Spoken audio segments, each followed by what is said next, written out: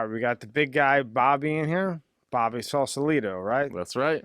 All right, so what exactly do you do? Among many things, because I've seen what you do, but, Yes. I'll let you say it, not out of my mouth. I would consider myself to be a political commentator, comedian, I suppose you could say, internet personality, I suppose. I basically yell in my phone about things I care about. Those things happen to be at this very moment: freedom, America, the economy, how to keep America great and free forever, and just up, ups, upholding liberty in our great country. That seems to be the focus of my attention at the moment. But really, just kind of bringing the cause of freedom and liberty into the everyday mind of people that are otherwise not paying attention, and using kind of humor as like the Trojan horse of getting that information across to So people. you kind of use like the humor to calm things down with It's everything that's going on. Politics is I find politics to be a generally boring and otherwise uninteresting thing unless it involves you directly. And I find that the way of the way that I get people to think about it or talk about it is by just bringing light to how insane that it is. And I couldn't help but notice how funny it was, and not even funny, like more sad, like ridiculous, really, that you would see something happening and you're like, are people not seeing this? Like it was funny just in and of itself.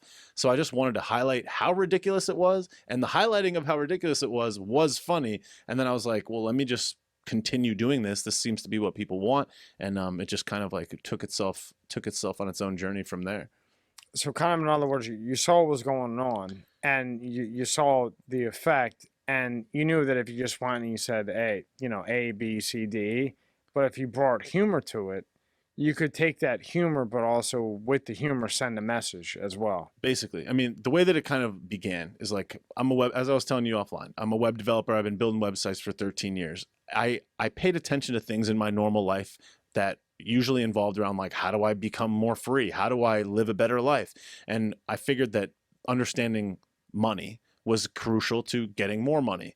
Understanding money led me to the government, like how the government affects money, how it affects business, how the government and the political structure will affect my ability to make money and be free, because that was like my life goal. So as on this pursuit, I realized that having an understanding of the government and politics and how things work would help me make more money. And with that understanding, I just paid attention to it a lot. As I paid attention to it more and more, sometimes I would just want to vent my frustration with how ridiculous our political structure was. So because no one really wanted to listen to it around me, I just figured I would just post it on Instagram. That way the record of how ridiculous this is out in the world, and now I can go and relax and just be not just alone with my thoughts on it. I happened to make a video in August of 2020 that got about 60,000 views in 2 days and had this virality to it that I really didn't anticipate it having. It was a really funny video. I didn't think that it was going to do that. And I was just like, could this be an opportunity to do this regularly? Could I do it again? So I just made another one, and that one got about 47,000. And then I was like, you know what? The election is 3 months from now. If I make these every day until the election, what will happen? Let me just see what happens.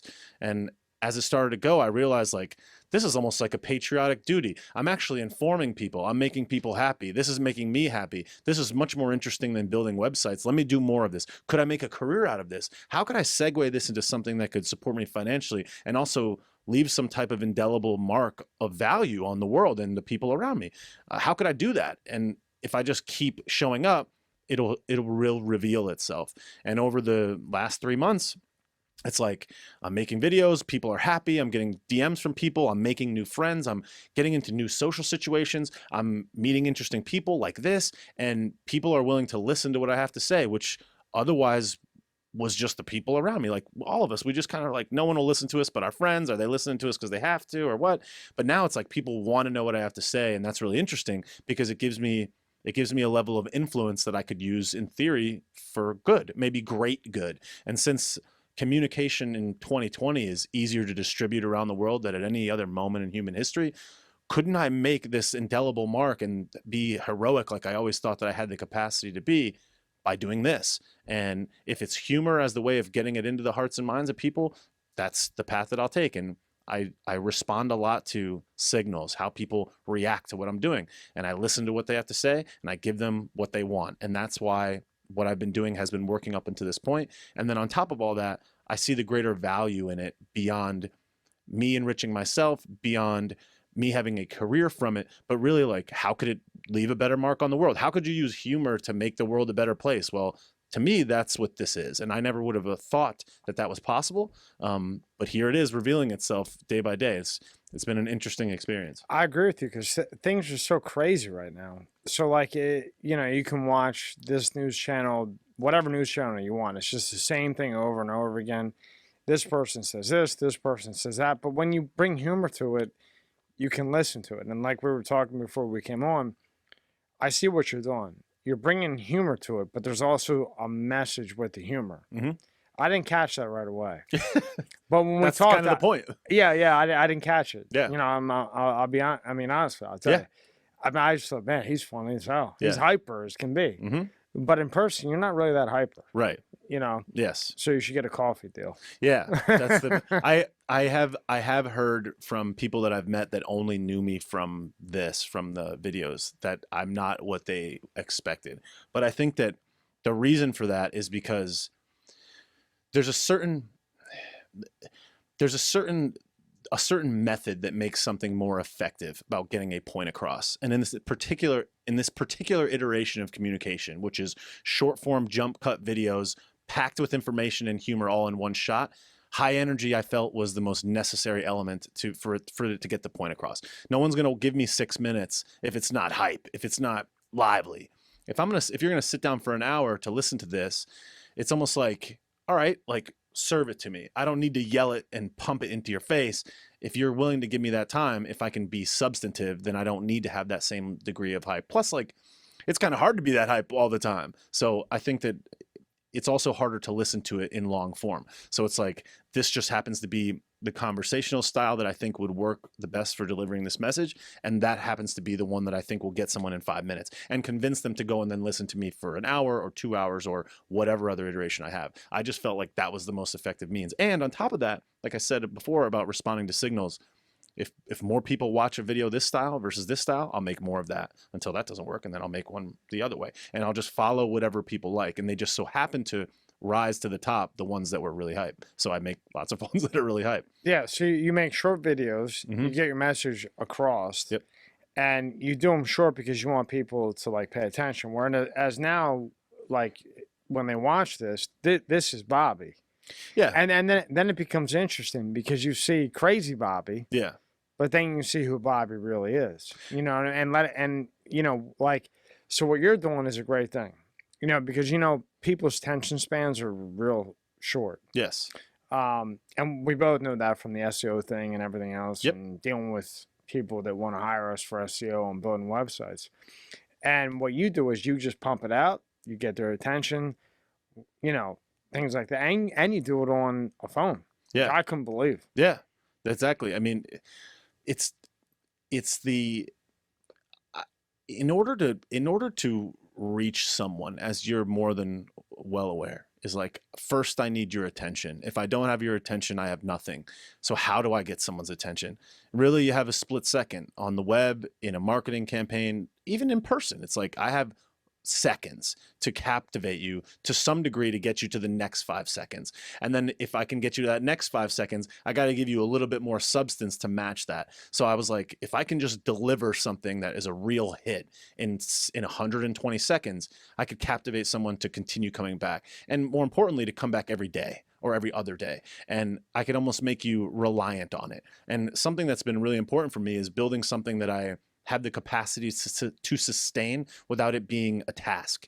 It's like, for me to make a 3 to 5 minute video takes me hours because it's research. It's how do I make it funny? What are the names that I'm going to call this politician today? Or like, how am I going to make it exciting and interesting? I got to write a caption, a title, cut it, shoot it. So it's like, if I sign myself up for something that required more than that, it would almost be a task. And now if it's a task, it loses some of that magic. It loses some of that emotion. It loses some of that flair. And now it's a job. And now it's dead. So it's like, it's fun. That just happened to be the thing that I knew I could deploy quickly and frequently in perpetuity, in theory, forever. I was like, I can make a 5-minute video every day for the rest of my life and make it funny. I think I could do that. So I tried not to bite off more than I could chew and just say, this is something that happens to be working. Could I do more of it? And I'm going to experiment with different avenues around it. Maybe making 2 a day or 5 a day or a 50-minute show or who knows, but it's all been about responding to the signals. It's something in business that I've never really embraced to the degree that I have with this. It was always like, I know how to do it. This is how it has to be done. I'm going to follow these rules and it'll work because I'm so smart. But in this case, I was like, I'm just going to respond to the signals and follow the guide of what the people, customers, whatever do. And it's been a guiding light that has been, I think, the key to this being successful in the small way that it has so far. But somebody that understands the internet and understands numbers, I look at trajectory and I'm like, I could see this being massive if I can only continue to stay true to my original intent, having fun with it and being consistent. Well, the optimization and the SEO, it takes time. Mm-hmm. I mean, you're big. I mean, you've done sort of. But quick though. I mean, yeah. I mean, very quick. But I think you found your niche. Yeah. And what you did was, and correct me if I'm wrong, is what you did was you figured out the niche, and the niche was like, you can't make it a task for you, and you can't make it a task for the person watching. Mm-hmm. So 5 minutes is no big deal. Right. You just come on, you jump on the treadmill, you watch Bobby for 5 minutes, you get a good little bit of laugh. Mm-hmm. Hopefully you take the message, you take a little bit of something that's in there that maybe you don't realize the first time. Then maybe you go back and watch it again and you get the message. And that's the niche that you found. Mm-hmm. Now you're interesting. Thank you. Right? I think now so. Me, somewhat. Now, I'm more of not interesting, where I like to sit down and meet people and talk to them, mm-hmm. And then just, see who they are. Sure. So now, and I like when like a guy like you comes in, because now they only know you for 5 minutes, mm-hmm. 5 minutes a day. But now they can get to know you as Bobby. Yeah. Well, the thing that's been kind of interesting is like, I've been doing live streams as a way of kind of, I guess you could say like almost humanizing I guess you could say the character, whatever you want to call it, but to humanize it. And it makes it more real, right? Yeah. And I spend lots of time on the live streams, and like originally people were asking for more, and it's like, I can only produce segments. But if you kind of turn it on live, it's like, you're kind of just at the way that the wind blows and you're stuck with it. So it's just you. And I started doing the live streams, and those started working out really well. And like, I would get 100, sometimes 200, 250 people watching live. And I was like, well, this is cool. Like, I could just talk for an hour. I could respond to interactions. I could read the questions that they ask and get a feel for the room. And it's like, you almost like build a friendship. And there's people that are on the live streams that are like always there. Like, they jump in and you're like, oh, there's that guy, and like there's that girl, and there's like, it's the weirdest thing. It's like chilling with people.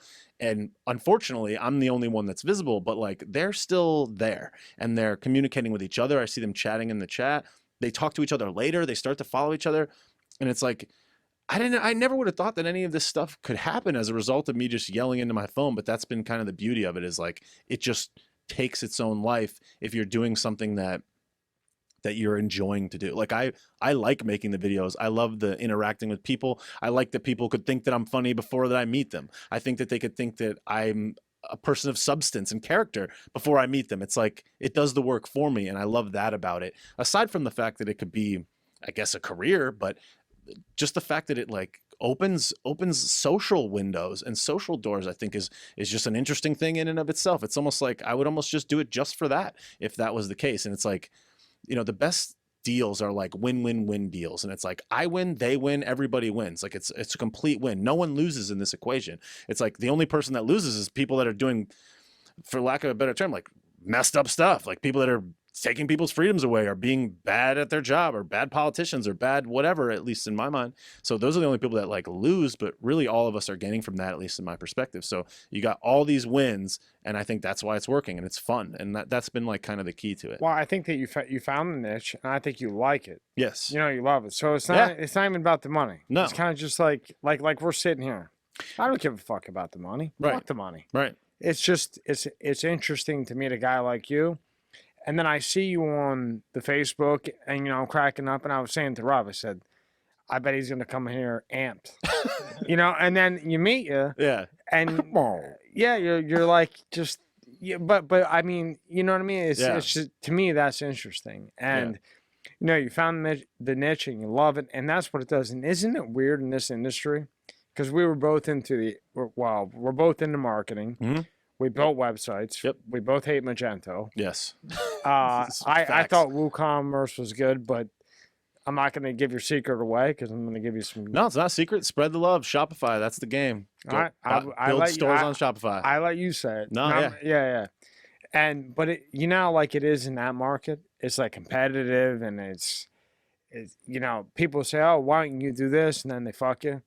But like kind of like with this whole podcast thing or the YouTube thing or the Facebook, it's kind of like everybody's willing to kind of help each other out a little bit. It's a whole different ball game.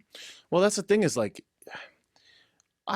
people would ask me about web development tricks along my journey there. And what I always thought to myself is like, I'm so far ahead of you and I care so much about this that you could never take it from me, no matter who I train. Even if I train an employee, I'm not going to hide something. I'll tell you everything because like, you'll never catch me, because not only will you never catch me because I care so deeply about it, but there's also plenty for everybody. Like there's plenty for everybody to eat. So I try not to think in scarcity mindset. And also when it comes to things like something that you're passionate about, it's like, all right, compete with me. Like I will do it better than you and I will never stop. And the fact that I'm already ahead, if you can catch up to me, great, then you're going to challenge me to do better. So it's a different mindset that I've definitely learned over my like career, life, whatever you want to say. And that's 100% right with the marketing, because you can have the Shopify or WooCommerce, but yeah, okay, great. You got a good platform, but now you have to know what to do with it. Yeah. And everybody thinks they know the right way to do it, but you have, the way you do it, I have the way I do it. I would probably guess that it's probably pretty close to because you used to work with WordPress and WooCommerce, right? Yeah, I built thousands of WordPress sites. I understand, like I love websites. I loved building websites. It defined me for the vast majority of my life. And to this day, like sitting down and building a website excites me in a lot of ways. But it's like to me, it never seemed like the highest and greatest use of I usually say like magic, I guess you could say. It's like potential, maybe. Yeah, like it's like I felt like I was building a wall. It's like we need walls. Like everyone needs a wall. We need to build a wall. There's value to the wall. I just didn't want to be building walls. And the fact that this happened to surface itself as a way that I could potentially do something different, to me, it was very valuable. I asked a wealthy friend one time, like, how does one get rich? And he said, there's only a couple of ways. One of them is to sell a whole hell of a lot of something. You sell watermelons, sell 50 million watermelons. The other one is to sell somebody else's time and sell a shitload of that time. He's like, even if you sell your own time, you can only, how much are you going to charge? You can charge $10,000 an hour. Even then you're limited to your capacity of time. And how, you going to charge $1 million an hour? He said, and the third way is to be Richard Gere. There is no other Richard Gere. There's plenty of other male actors that are good in these types of roles at this type of time, but there's only one Richard Gere. Pretty Woman. The price that Richard Gere sets is the price that Richard Gere gets. He's unique. He's different. Or he doesn't do it. There is no one in the marketplace that is Richard Gere but Richard Gere. Be that. So those were the three paths. And I was like, well, I don't want to sell a shitload of watermelons. I used to think I wanted to sell a shitload of other people's time, but what I realized is that involves managing people, which is something that I've never been very good at. So it's like, the only option left is be Richard Gere. So it's like, I'm Bobby Sausalito. That's what I'm about to do. And like, here we are. And what will come from this, who knows? But I just know that like, I do believe that those are the three most logical paths to great magnitude of not just wealth, but I guess you could say pursuit of your own legend, actualization of your legend, fulfilling your objective on earth, I guess you could say. Like instead of, and maybe this is the wrong perspective, I don't know, but it's like, instead of going to the soup kitchen and serving one meal, which has tremendous value, I would love to build 20 soup kitchen. I would love to have a macro impact, not a micro impact. And those things are very significant. And I hope that I'm not using that as an excuse to not go to the soup kitchen today, but I do believe that I am capable of macro impact, that I'm capable of, I suppose you could say, like globally significant, indelible impact. I think that if you have that mindset and you think that could be there, then you certainly have to follow that, because I don't know that everybody has that. I think that I have that. So I'm trying to pursue that legend, as it were. And like, this just happens to be an iteration that I feel could take me there in some way, shape, or form. Thought leading could lead to this, could lead to this, to lead to that. So it's like, to me, it's like beyond humor. It's almost like everything. It's like, if I died tomorrow, like, what's the legacy? Is it funny videos? No, really, it's funny videos that led to this, to this, to this, to this. And I see where that could go in this path. And when I was looking at websites, I was like, I'm going to be the best website guy to ever live. I don't know. Like, I don't know that that's it. And it was always this thing that kind of like was on my shoulder, like, why am I doing this? And it was always just like a means to the next step. And I didn't know what the next step was, but like this happened to surface itself as something that I saw that potential. And that's what I'm exploring at the present moment in an entrepreneurial kind of way. Yeah. So it sounds like you were doing the website thing. You had fun with it, but it sounds like you didn't really love it. I loved it, and I loved it for sure, and I loved it very deeply, but it didn't. Did you have a passion for it though? For sure, without a doubt. Like I loved it. But you didn't see a future in it? I didn't think that if I didn't see there being a statue of me one day as the best web developer to ever live. I like that. I literally thought of it like that. I'm like, this is not heroic. Like this is not legendary. I like that. I like that, Bobby. I like that. That was what it was to me. Is I'm just like, what am I like? I would love to, because like one of the things that was crazy is like in 2016, Donald Trump gets elected, and I was like, wait a second. I always thought that in order to be the president, which I would consider to be the most challenging task of all time, like you are the leader of the free world, right? To me, that's like, as a person that makes himself to be a leader, I was like, this is the pinnacle of like challenge. So when he became the president, I was like, wait a second. I never thought I could be the president because I dropped out of college. I don't have an Ivy League degree. My parents' last name isn't Bush or whatever else. I'm not part of the elite structure. Here's a business person that was able to rise to a position that could change the course of human history forever. I mean, think about like Thomas Jefferson. We talk about Thomas Jefferson 200 years later. That's legend style. And I was like, that's something that I never really thought I could aspire to. And now Donald Trump gets elected, and it's like, wait, I could be the president. Wait, I could be cemented into the fabric of human history till the end of time. That's amazing. Like that's no website guy. That's something else. That's next level shit. And if you wanted it, you absolutely could. I think all of us could. You have to like have the love and the passion for it and not be worried about the money. Like what you're doing here, right? Right. I could be wrong, and if I'm wrong, you tell me. But I think you first did it just to have fun with it. Maybe like a therapy type of thing. Yep. You know, for yourself. Yep. And then it just blew up. And those are the things that seem, in my 38 years of being alive, it's the things that you kind of do out of passion and maybe for therapy for yourself, and sometimes you don't even know it at the time. Those are the ones that blow up. And then when you see you get 40,000 views, or, 40,000 hits, 60,000, whatever it may be. Yep. Then you're kind of like, wow, I got something here. But I see it didn't get to your head because you're not cocky at all. I would You're say, very grounded. Yeah, thank you. I mean, I'd say that I've always been very confident in my capacity, and I've always believed that there was a cause greater than the position that I was at right now. And I've always believed that, and I've always thought like, I can always do better. I can always get better. And I know that like one thing that I've been very good at in life, I feel like, has been predicting the future about certain things. Not all things, certainly not all things, but a lot of things. And when I see something and I know that it will work, or I know that it has traction and I know that I could take it somewhere, I'm relentless. And with this, I was like, whoop, that's it. Like there's something that I could really grab onto. And like when I first discovered building websites and that being a career, I was like, that will take me to where I need it to take me. And I felt like I really capped it out. It's like, could I make 6 figures working at my house, being totally free, living wherever I want, doing whatever I want, waking up whenever I want, doing and going and experiencing whatever I want, whenever I want? Could I have total freedom by pursuing a certain career as a college dropout? And I was like, web development will take me there. And I saw it. I knew it clear as day. I followed it. And I think I squeezed that orange until the very last drop. And I was like, this is amazing. And now the new challenge became like legend. Now it's not get me there. Now it's not get me a car and a house and all the stuff that I thought that I needed, because I have that stuff now. So it's like, all right, well, what's next? What's like the pinnacle of the human experience? And to me, that's like leaving it all on the field. Like leaving everything you got out there. And if this happens to be the way that I get to whatever the next level may be, great, because I see the same thing with this that I saw when I first started building websites.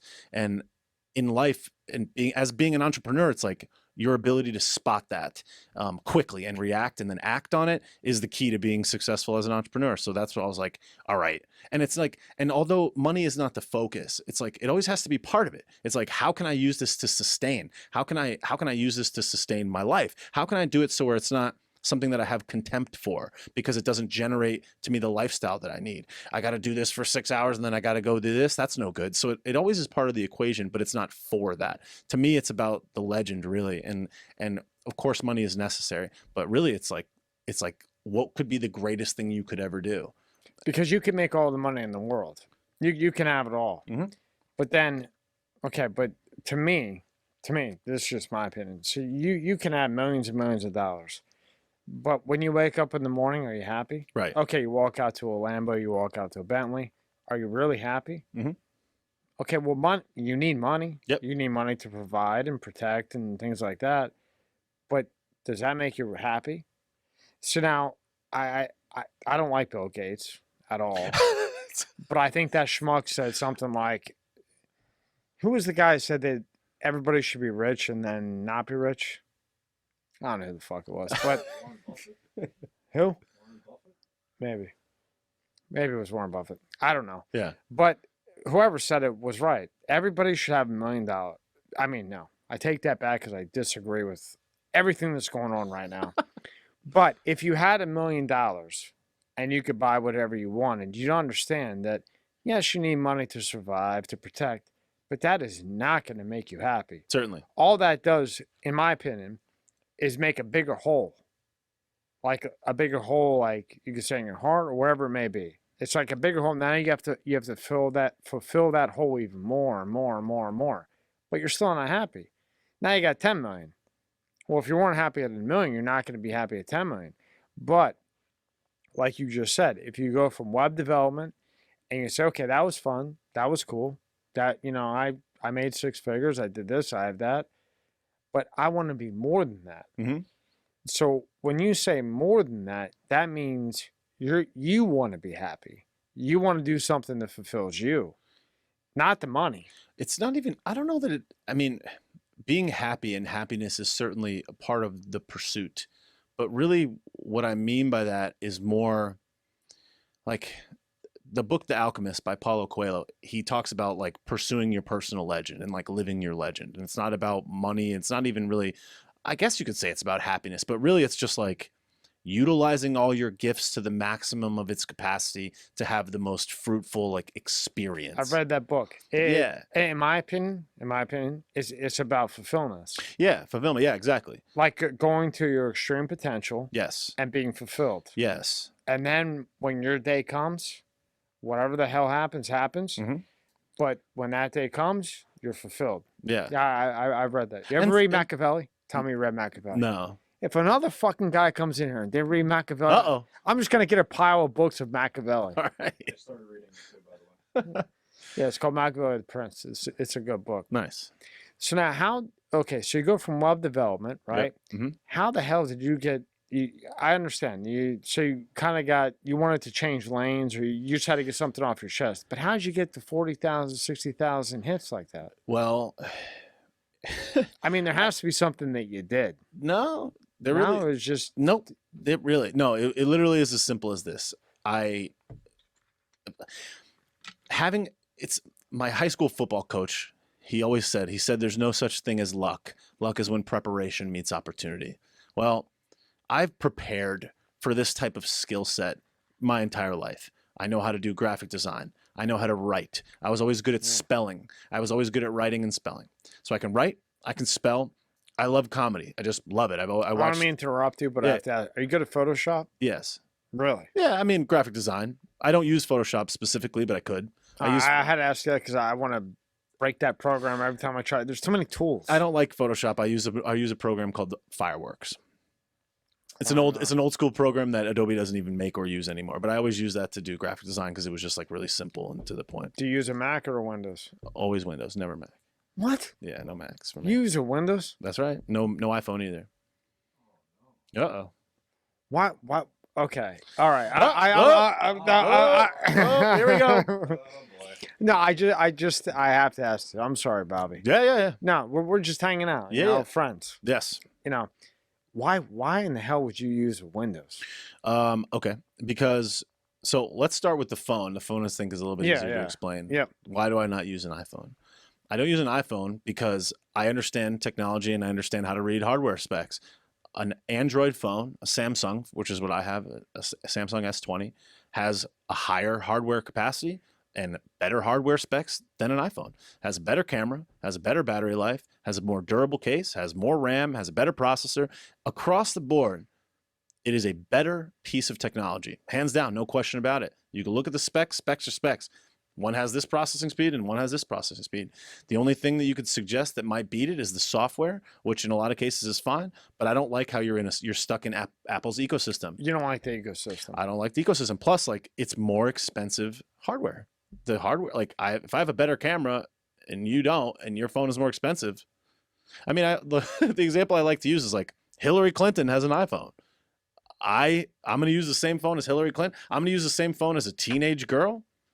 I understand how to build computers. I understand how to read hardware specifications. What do those people not understand? How to read hardware specifications and how to build a computer. That's what I always know how to do. So I know that it's better tech. I know that it's better priced. I know that the open ecosystem often creates more innovation and thus doesn't trap you in a price hole. Oh, I need the next iPhone. I need the next iPhone.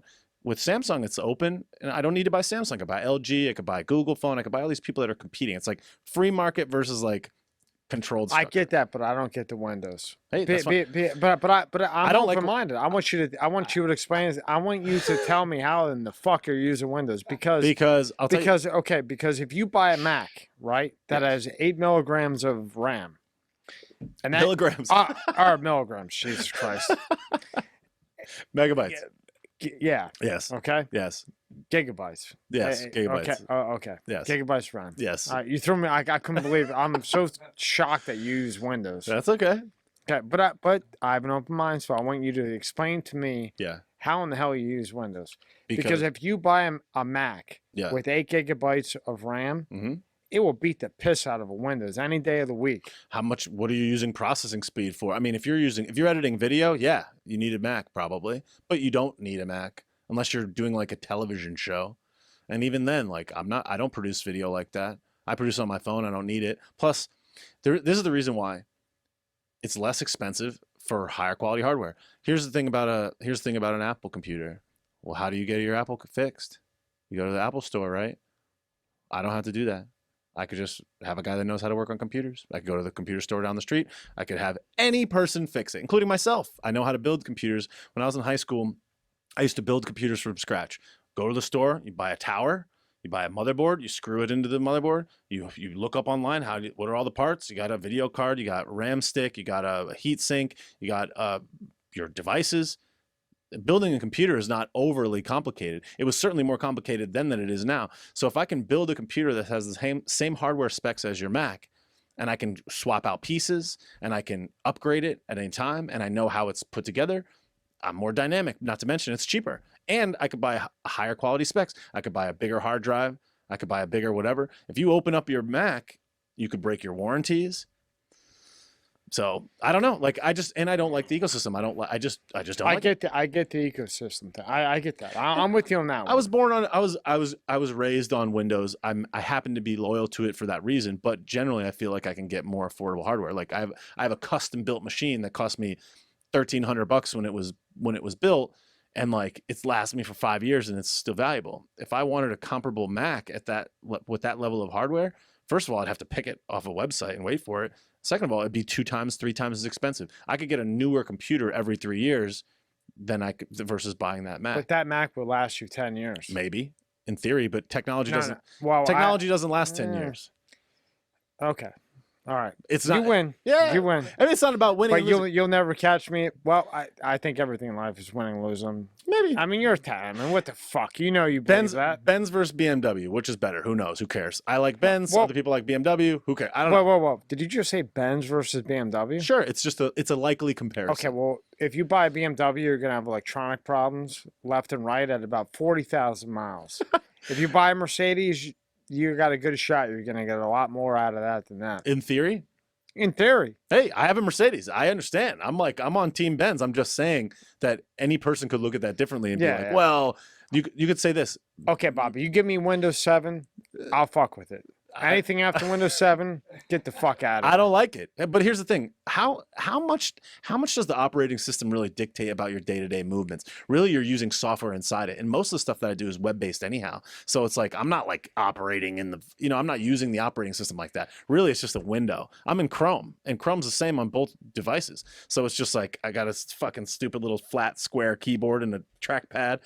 I'm all good with that. I got a nice keyboard. I don't know, whatever. I think it's a pointless debate. It's just impressive. But we're just hanging out. Yeah, it's just I'm just shocked at you. I would never have bet that. I get the phone thing. I understand because if you know what you're doing and I don't. Yeah. The guy that was telling me about John. Yeah. Boziak. He fucking hates Apple. Yeah. Hates it. Yeah. But he knows how to like take the phone apart and do all kinds of crazy shit to it that you can't do to an Apple. So I get the phone, but I am shocked that you use a Windows. I don't like the operating system, but here's the thing.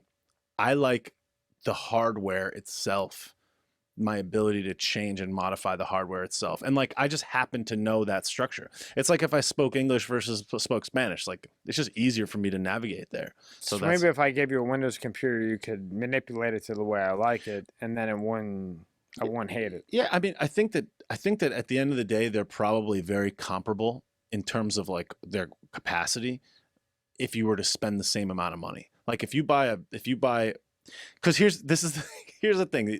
This is interesting. Just I'm use sorry. No, it's not. Don't be sorry. Let's use just like common sense. I can build something from scratch. I can pick all the hardware specifications out and I can put this thing together and I can get it built and modified anywhere that I want. Here's one that has a logo on it. Which are you not paying for that logo? If you apples to apples the hardware, now listen. You gotta be. Okay, Bobby. now here's where I agree with you. Is that with an Apple you can't take it apart because they solder in the damn RAM and everything. You can't adjust it. So there we go. But that forces you to buy the next one. That sucks. Okay, so I'm with you there. And not to cut you off, they have publicly admitted that they throttle old hardware to get you. What the fuck is that? I'm gonna buy. You don't think that's a good marketing move? No, I think fuck you. I paid for it.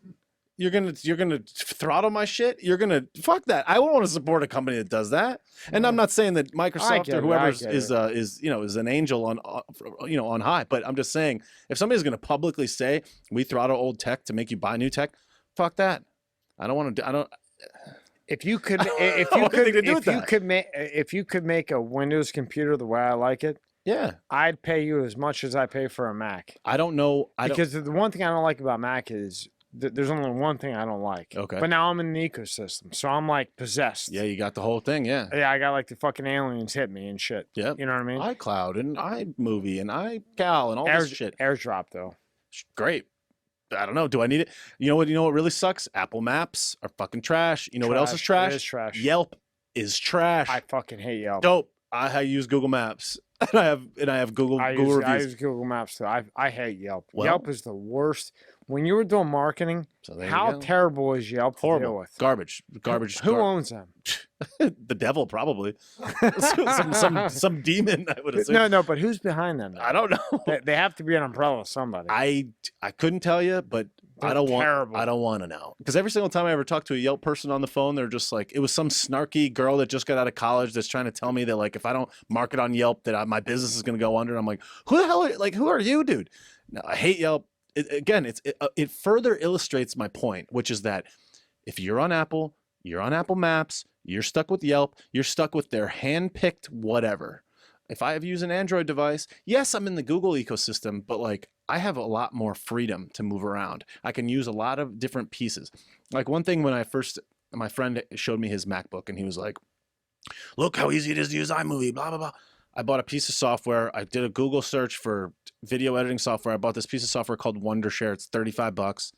It's great. It has all the same shit that iMovie has. It took me 5 minutes to find it. Paid $30. So I'm going to buy a computer. I'm going to buy all this hardware and this ecosystem. I have to give you that because you know what I did? I trashed iMovie. I got rid of it. Yeah. I try, and so you have like 3 clips. You know, like when you're doing, you can't do 3 clips. You can only do 2. Right, Rob? I mean, I use Final Cut, but Yeah, but if you use iMovie, you can only do like 2 clips, I think, at a time. Yeah, no, I'm with you with that. There is an inherent value to hardware, to software that is built to match the hardware that it is used on, and because of that, you may never beat the efficiency and workflow of how that software interacts with that hardware, and I'll give you that all day long.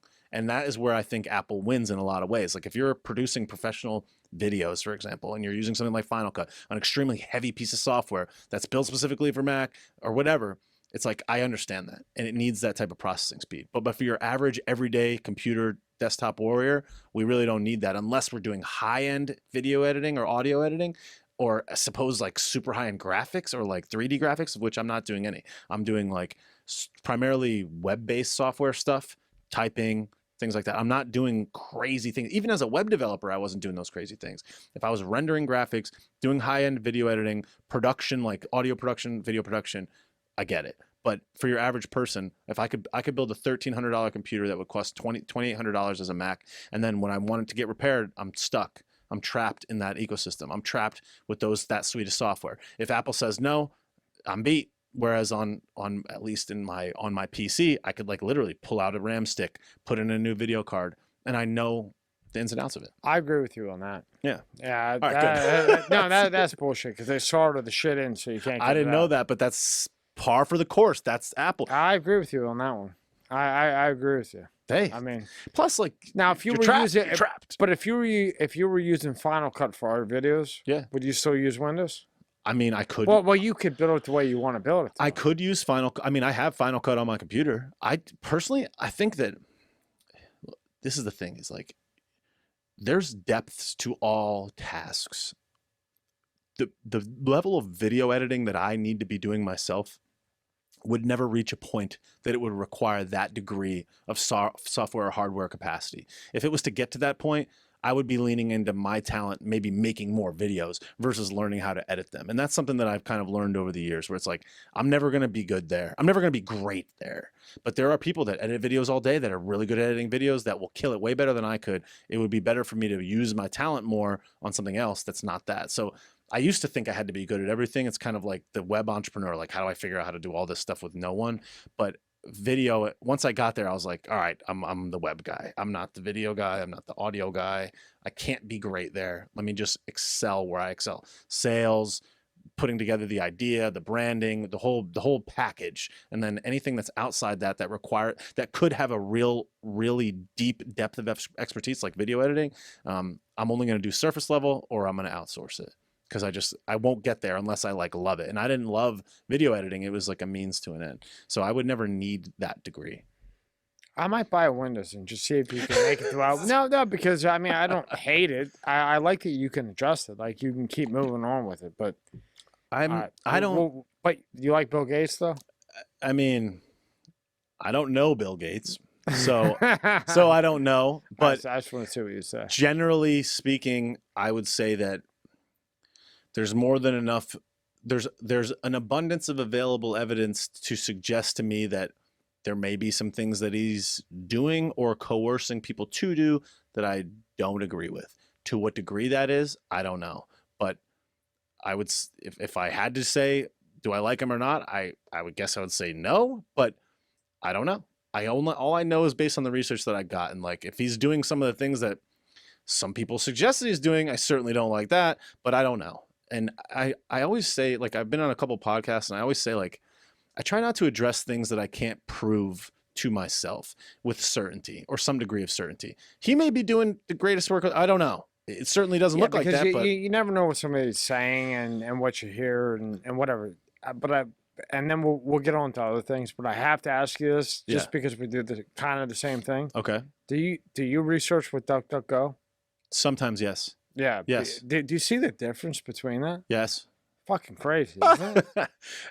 Yeah. I mean, the company that you usually use to search, I try to dance around. Yeah. Dance around. Do a dance. Doing a jig. Who owns DuckDuckGo? I don't know. But what I will say is that the other company has publicly admitted that they doctor the results if they don't want, like they've come out and said that, and that's just what they've said. That's just what we know. So if I need to find something that would need to be hidden in a way, or not necessarily hidden, but that they wouldn't If you want need coming straight deep out. research, Yeah. you'll go to Doc. I was just curious. Yeah. During That other company isn't bad. It's just No, certain of course. things maybe you want to go the other way. But during the election, we all need that company. yes, during the election, I was looking for stuff about Hunter, and I was like doing some depth of research. And I'm like, why is this like? It was like being suppressed, like actively being suppressed. Admitted it was being suppressed. I'm like, I need to know. Like, how do I find more of this? And I remember there was like a speech or two that I was looking for that I couldn't find that speech, and like wasn't on YouTube. I'm like, what the fuck? So DuckDuckGo is just kind of like that check on, and like I generally find that most Google searches get me to where I want to go. But in the event that I wasn't able to find something, I would certainly look there first. I wouldn't be like going to MSN or Ask or any. I don't even know what else there is. But yeah, I would use DuckDuckGo. I watched your videos all day today. Nice. And so I got a couple questions. Yeah. And then I want to talk about how you got Bobbysauce and all, because I looked at your website. I go, Jesus. At first I thought it was just like T-shirts. Yeah. You got all Yeah. kinds of stuff. All kinds and of stuff. We'll pull it up, and because I mean it is one hell of a site. I'll tell you that. Thanks, man. I mean, and Shopify. yeah, and I'll tell you what, like if you just want to laugh and you're having a shit day, all you gotta do is watch Bobby for about 5 minutes, and you will crack up. Agreed. You cracked me up. I'm sitting there. I'm dealing with. I was with the market, like a contract that I have. And, I'm trying to like figure out who you are, and which I'm. By the way, Mhm. when you watch this, he is completely different than you would think in person. What?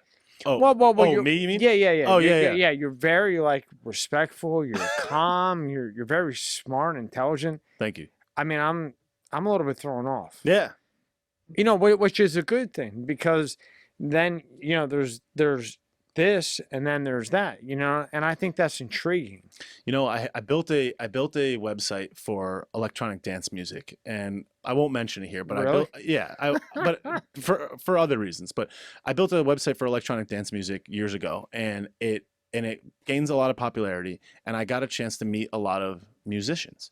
And when you see a musician, you kind of are like, look at these guys, they're just yelling or like hooting or hollering, or their lyrics could be stupid. It's like bitches and hoes or whatever it is. And not that I was interviewing those types of artists, but I got to meet a lot of them. And what I realized, what kind of threw me off in the same way that you just said, is like, these people are smart because they just know that this is what they got to do to get to the next level. And when I met these musicians, that on stage, they'd be waving a flag, acting a fool. Their song would be like, big booty ho, whatever. These dudes are super highly intelligent because that's just what they do to feed that machine. Not that it was separate from their personality, but that was that character, that persona. That was their tool. Yeah, that was the instrument, exactly. You know DJ Legato? I've heard that. Why he likes all your stuff. Yeah, Sean. Yeah, he was in here last night. Oh yeah, Sean introduced me to him the other day. And I'll tell you what, he is one of the most intelligent guys that I've met in a long time. Yes. And I guess it's just what we do as human beings, right? Like you kind of think, not that I didn't think he was intelligent. I mean, if he's as big as he is, obviously he's got something. Right. But he came in here, and I mean, I swear to God, it was like I had a doctor in here. I mean, this fucking guy didn't say anything that wasn't factual. Mm-hmm. You know what I mean? I was very impressed with him.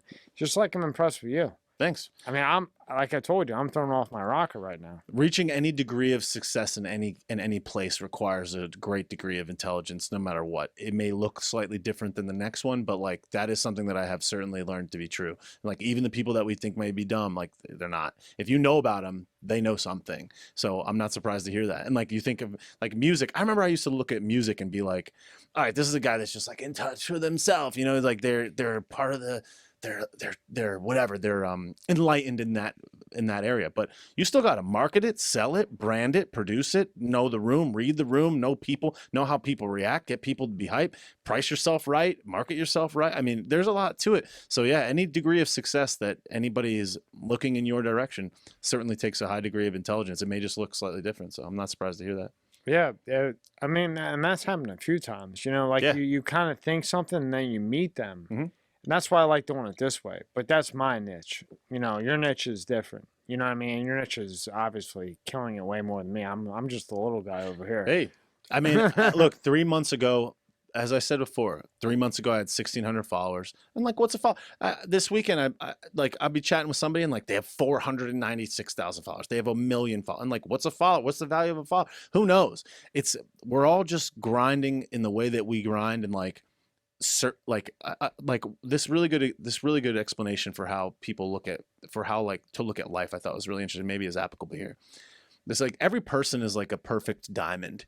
We just choose to polish different facets of that diamond at different times in life. So where I may be really where mine may be polished and the light is shining through and it's bright and colorful, there's other facets that I haven't had the chance to polish. So we can't compare ourselves to each other, whether it be in these numbers or whatever else, because you've polished different parts of that diamond. But really at the end, we're all a perfect diamond. So I think that this happens to be something that's working right now, but like, you can't compare it person to person with anybody. That's actually a beautiful statement. Thanks. It really is. Yeah. And no, that's really good. You should do a fun video on that and try to put no, because it's really important, because Yes. everybody has. So what you're saying is everybody has that diamond, Yeah. and some people polish it this way, they polish it that way. Yep.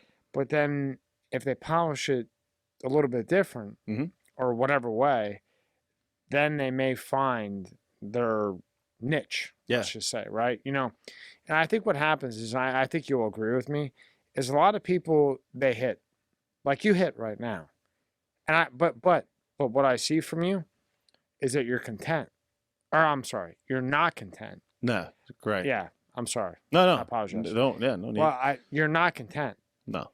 but you've hit, Maybe. but you're not content.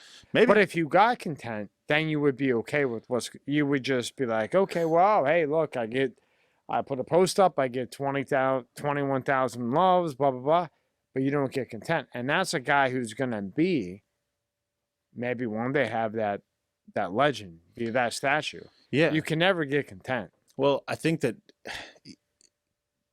my dad put it the best. He was just like, I don't want to mess it up, but he said something along the lines of like, you have an unquenchable thirst for more. And like, I just constantly want to see like to what height I could reach. And when I started to try to figure out like what is being successful, like you listen to a lot of successful people, what do they say? What are the commonalities between them? What's the thing that they always mention?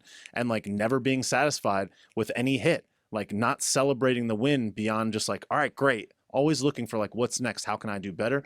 That seems to be a mantra that I hear over and over again. And that's something that I am always following. It's like, how do I get 1% better today? How do I get to 30,000 likes on a view? Or how do I get 30,000 views on a video? How about 40? How about 50? If I got 50, I'd be like, how do I get 100? How do I get 10? How do I get 10,000 a minute?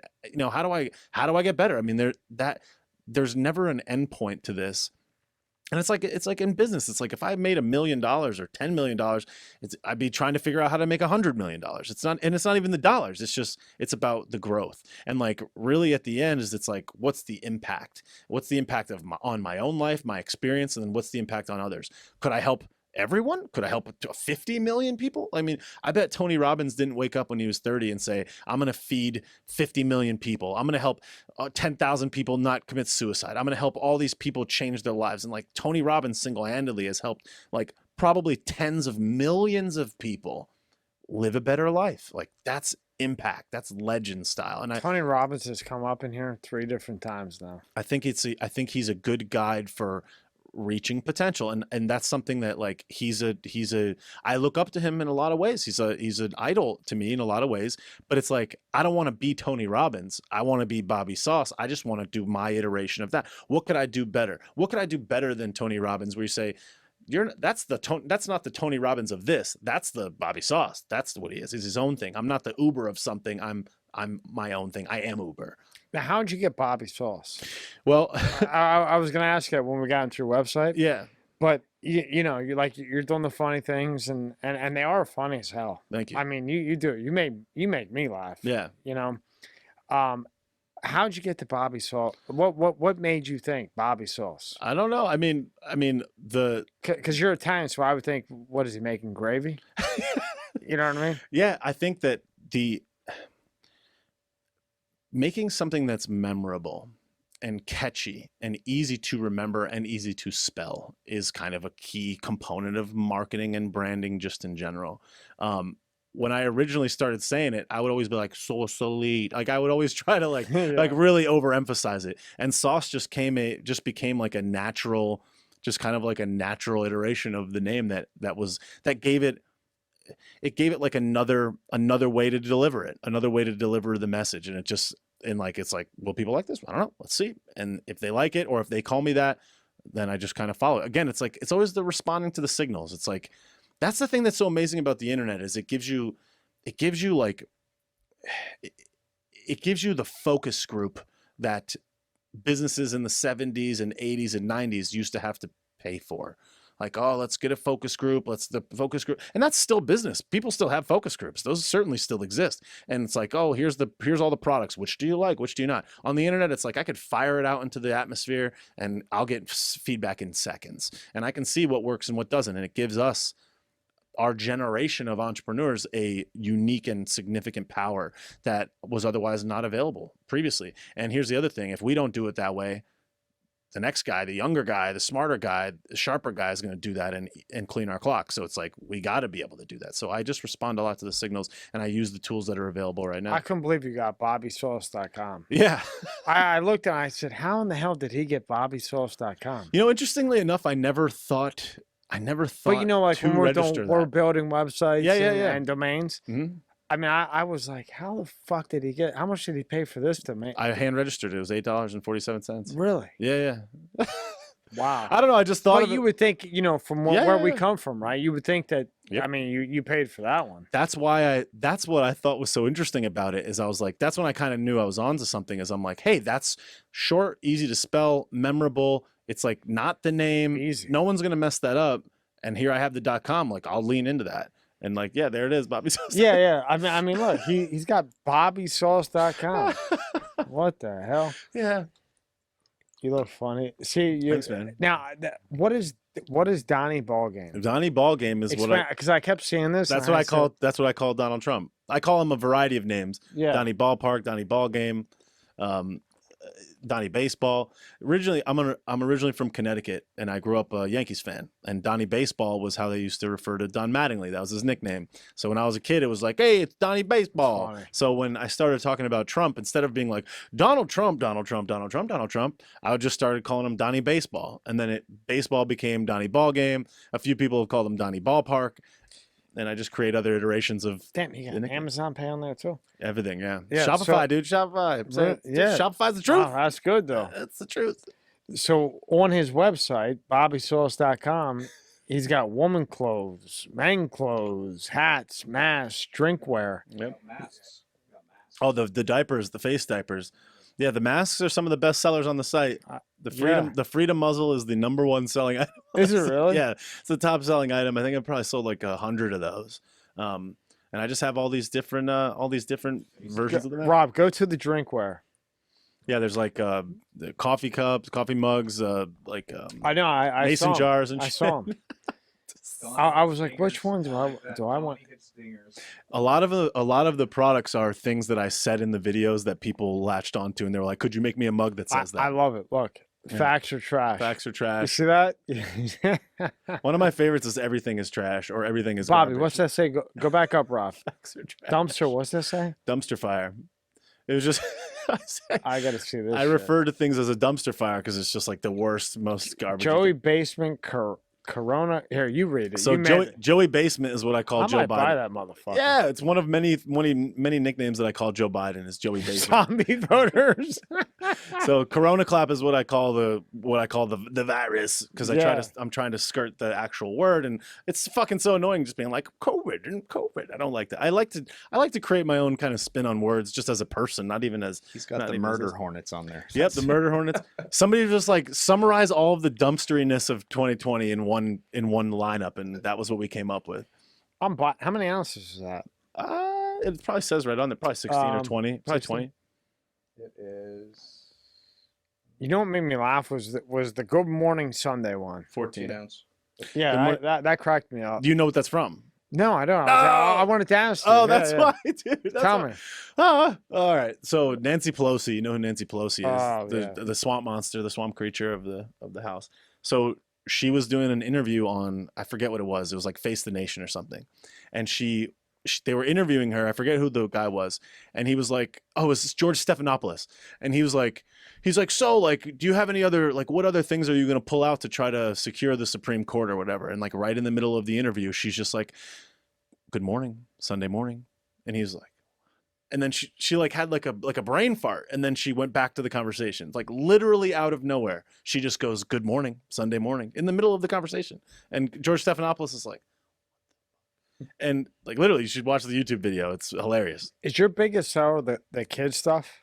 No, Go to the kids. the kids stuff is the kids stuff is the least selling stuff. But that's just because people asked for it. I think we can make it big. Yeah, baby, look at that. Yeah. 2020. No, I think we can make it big. Hey, I mean, No. yeah, why not? I mean, I have sold quite a few of those No More Face Diapers shirts for kids, and I've sold the 2020 is dope.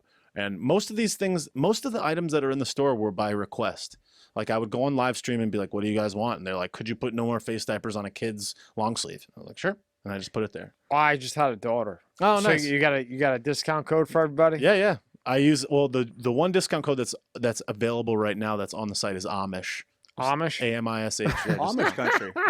Lancaster. the reason that I'm from Lebanon, Pennsylvania, Oh, and then okay. Philly. You know where Lebanon is? no, It's I know Amish. it's in. You know where Lancaster is? Yeah. Okay, well I'm like 20 minutes from Oh, nice. Lancaster. It's like all Amish, and they went to all the Trump rallies. These fucking guys. I was in a live stream one day and I was asking people what they want.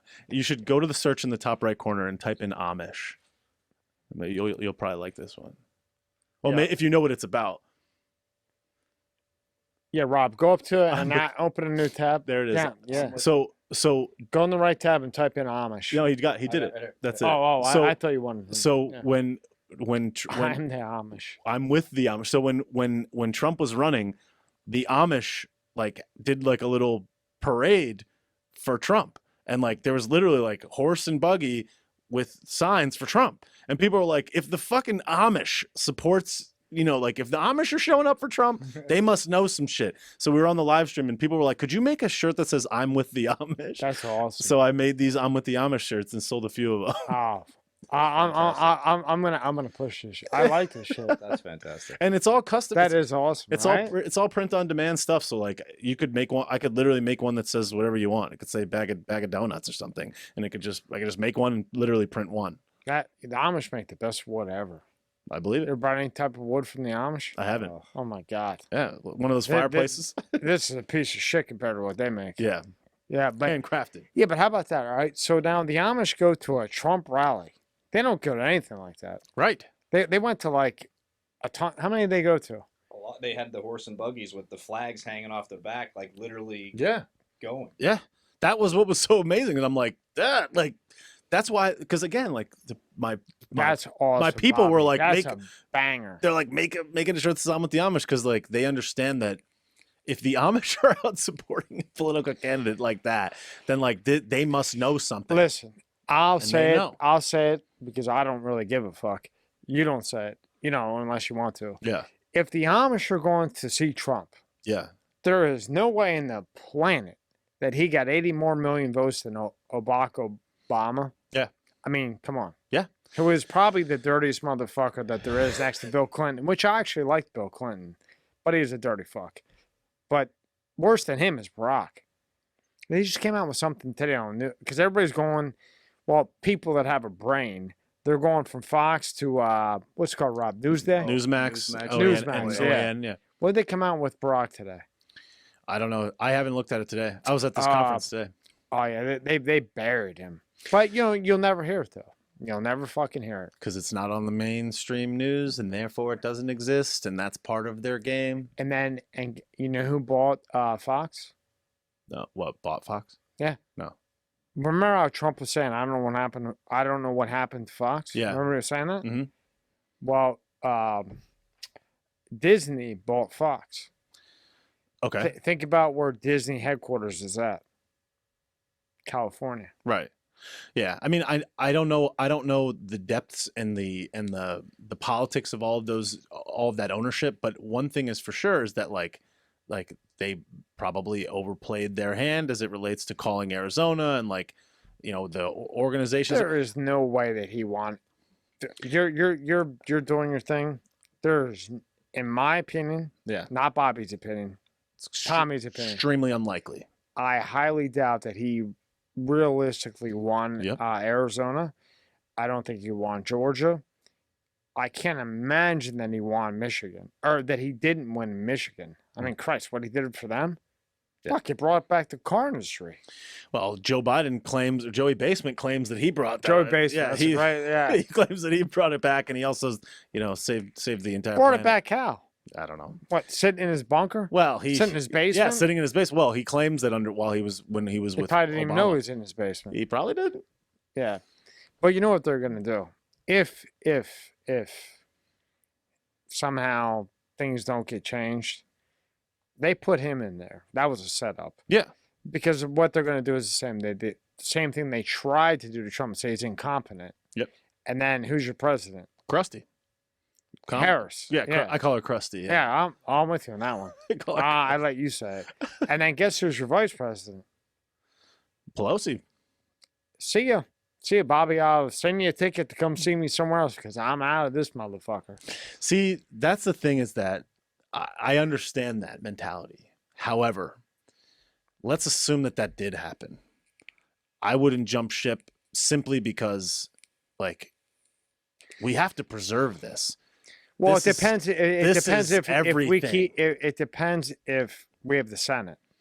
Nonetheless, I'm just saying there is no surrender, especially if you understand the severity and the depth of what this is. And me personally, I would like to believe that I wouldn't save myself or abandon this, no matter what. And certainly not because two people are in power right now. I would begin the fight to get to a point where they're not, because I think that it's worth saving. It's worth fighting for. People fought for it for us. Like, I would never just be like, I'm going to Honduras, like I'm out. I would try to figure out a way and strategize on how to save America. Because really, I think saving America is saving the world, saving freedom, saving individual liberty, the right to your God-given rights, freedom of speech, freedom to bear arms, all those things, all the things that are important in the Constitution is worth fighting for now until forever. So anything that would not be me trying to uphold that, even in the face of darkness and adversity, would be an abandonment of all that we've been given. You know what? No matter what. See, I have an open mind. So instead of going to the Dominican Republic, because you just said that, you're right. You're right. You're doing wrong. But I also have a very good friend that knows Trump. He lives three houses down in Mar-a-Lago from him. Mm-hmm. If he doesn't, he's going to run in 2024. They go to lunch every time he comes in here. I hope that he doesn't run in 2024 because he gets in now. I hope that he turns this shit around. Well, will he? Only time will tell. Again, you know what, Bobby? Certainly hope he does. You know what, Bobby? You'll laugh at this because you're not a comedian, but a comedian, right? I mean, I guess I am. And Rob's been sitting here for 60 of these, right? Yeah. If I would hit play, you'd hear the same fucking thing over and over again. In Machiavelli, The Prince, which I'm telling you to read, Yes. it's written back a long time ago. Yep. So I'll make it very quick because anybody will watch it. Here goes Tommy with his Machiavelli bullshit. Please comment below. No, I don't read them anyway. Because I'm not going to change the way I do things, so I don't really give a fuck. Okay. So comment all you want. Yeah. But he was at a time, blah. All of a sudden he got quiet. Now Trump can never be quiet, right? But he's pretty quiet right now. Yes. Compared to before. Yep. And when you read the full book of Machiavelli from beginning to end, when he lost the war, then he goes back to war again, blah, blah, blah, blah, blah. He gets real quiet. He lets everybody brings out their cards, because if he brings them out now, they're just going to beat him. There's too much force against him. Mm-hmm. But if he waits till the last minute and he brings out his hammer, that might be tough. January 20th. I mean... 6th. What is it? The 6th. January 6th. I thought it was the 20th. 20th is Inauguration Day. But really the day that is the day, if there were to be a day, would be the 6th. That's the day that the electors are counted. That's the day that they can contest the electors, that members of Congress can contest them. And, like, don't quote me on the specifics, the specific constitutionality of each move, but that seems to be the day of... I don't know, I want to say of reckoning, but that seems to be like the day of most significance. It's not going to be January 20th, because if it's January 20th, that means it's like a fight on the lawn. You know, I don't think that's the case. I think the 6th is going to be the day that things really become real. So you're really intelligent. I mean, you Thank really you. are. Thanks. What do you think is going to happen? If you don't want to say that's okay, No, you can hit I plead the 5th. I see. I don't know any more than anyone else. I just know based on the research that I've done what I hope happens. What do you think's going to happen? Well, I'll get to that. Sure. I think that, like, I haven't seen all the evidence, right? So I don't know. All I can use is the evidence that I've seen, that they've presented to us, my own research, and I can validate my position based on that. If everything that they are saying is true, and there was in fact ballot harvesting, machines that changed the votes, if there was ballot curing and all these things that they suggested, and they can prove it, and it was illegal, then I would hope that it would be contested, they would fight, and they would overturn it. What do I think will happen? I think that my instinct tells me that that's what happened, that they cheated, that there was a lot of cheating in a lot of different ways, and that a combination of all of these different components leads me to believe that that's what happened. Now, here's the thing. In a court of law, just because you killed someone doesn't mean that I can prove that you killed someone. So the question is can they prove it to a degree necessary to overturn the vote? If you believe in what Donnie's been saying and what all of his attorneys have been saying and all these things that they've been telling us, they've been certainly pressing and suggesting that they will be able to do this. Now, if they don't, that will be very discouraging to me, that they've been telling us all along that they'd be able to, and maybe they won't. So I don't know what's going to happen, but my instinct tells me that they will be able to prove it, they will be able to turn it, and that he will get back in office. That's what my instinct tells me. Will that happen? I don't know. I certainly have every possible indicator to suggest that will not happen. So if I had to bet on it, I would say it's 50-50, literally 50-50. Now, do you think it's going to go to the Supreme Court? I don't know the constitutionality of how the steps go, but my understanding of it, and like, here's the thing. Like, we only have so much time in the day, and like, I'm paying attention probably 10 times as much as like your average person is, but I don't know constitutional law. I don't know all the fundamental steps, but what I do know is that there's five, let's say there's 5 remaining paths. Here's the 5 paths. They're just going down one by one. And I know that one of these paths, or at least it seems like one of these paths, is, I believe it's something like a member of the Senate and a member of the House or something like that has to contest it or say that they do not agree with the honesty or whatever of those ballots being cast, and then it goes to another step, like another constitutional step, and that step is supposedly where the reckoning happens, whether it gets decided in Congress or whether it gets decided with the Supreme Court, or what happens next structurally, because obviously there's a process for this. I think that it will get to as far as it can get, and in the event that all the stuff is true that they've been saying all along, but I think that I believe in America. I believe that the truth will be revealed. And the fact that we don't have it yet, I think, is not that concerning to me, even though, just like you said, it's like, I don't need to knock you out until the last hit. So I'm going to give you enough rope to hang yourself. And like, who knows what's happening right now? But like, it certainly seems to me like a guy as highly intelligent as Trump, with knowledge that this was going to occur literally years in advance, which he did, I would assume that someone of his caliber would have prepared for something like this. Well, he did sign that executive order in what, 16, 17? Yeah, and that's one of, and I think it was 18, but and that's one of a variety of methods. But here's the thing, it's like, but that's like a little hammer he's got in his pocket, and my opinion is this: he's not going to get it to the Supreme Court, because even Thompson is against him. And you know what's happening? People are walking up to them with a black bag of money. 2 guys in a suit. Hey, your daughter's name is Nancy. Oh, your son's name's Tommy. Yeah. You like? Oh, they like McDonald's. Take this bag, look the other way. It's never going to go to the Supreme Court. Nobody's going to take it because they're risking their fucking life. Maybe. Look, I'm telling you my opinion. Yeah. I think 1,000%. But the way I think he has a shot is that it will never get to the Supreme Court because nobody's going to take it.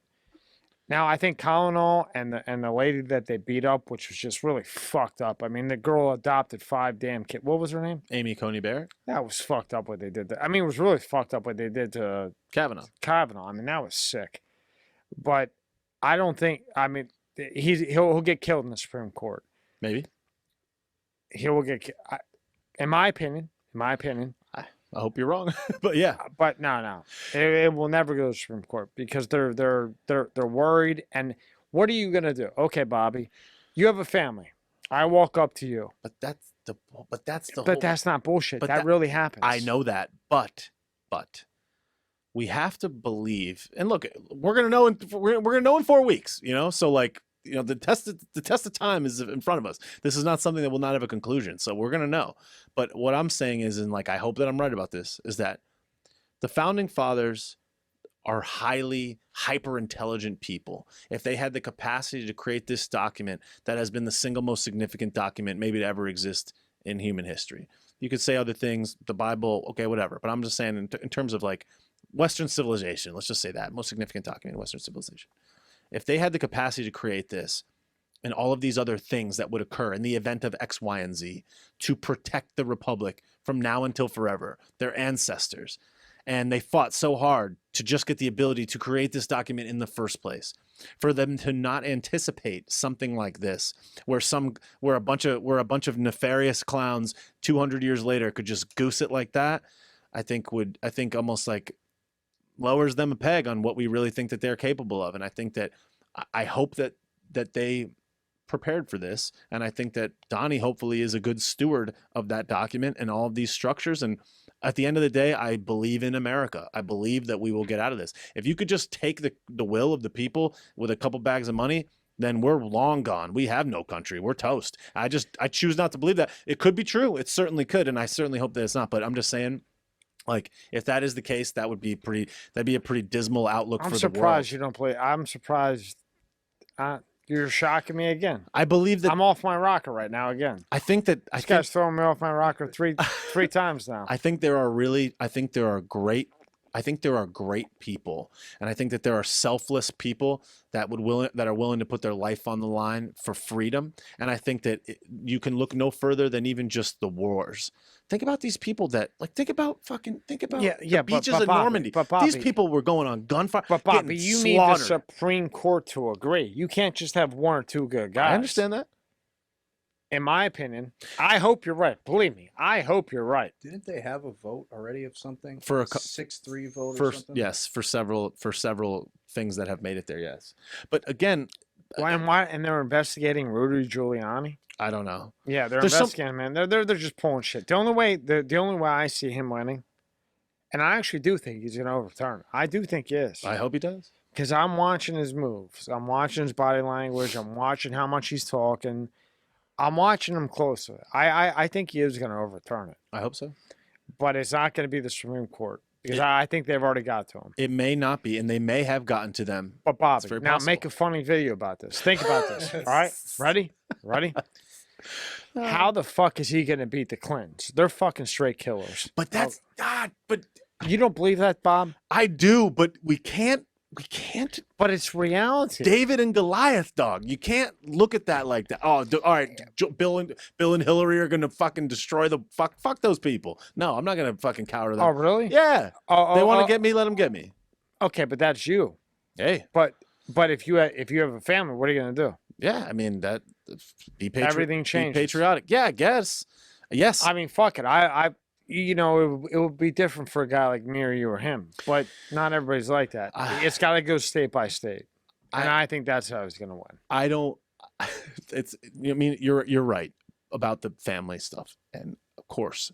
However, like, there's no. I mean, we have to eradicate evil, and we all have to do whatever it takes in a lot of ways. And like, I'm not suggesting anything.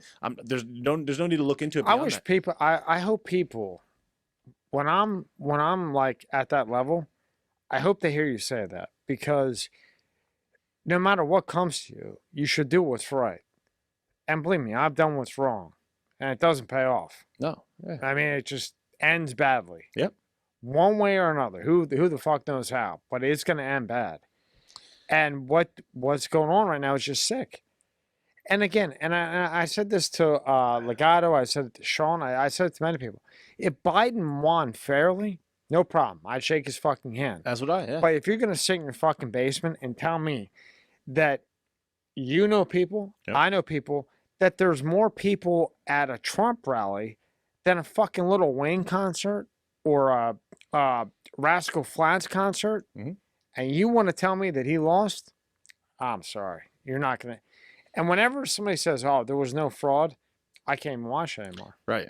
And Pelosi owned those motherfucking machines. You know, she had investments in those the Mino machines. Yeah, but that's the thing is like, if all of these things are true, and if the extent to which they Still lay it not out, enough though, Bob. well, that's the thing is we're gonna find out. And look, I try to believe in America. I try to believe that if you have the right team in place, that you can win the game. And I think that a lot of really patriotic people are in a lot of positions. And put it this way: if they don't defeat the deep, whatever, can't say it. If they can't figure out how to defeat them, we're up against the wall. We're in bad shape. So I'm going to choose to believe it until we can, and I'm going to do the best that I can to contribute back to this belief system and people being awake to and aware of this, so that, because it's like I'm never going to give up. Like I'm not just going to be like, oh well, they got it. All right, we're dead.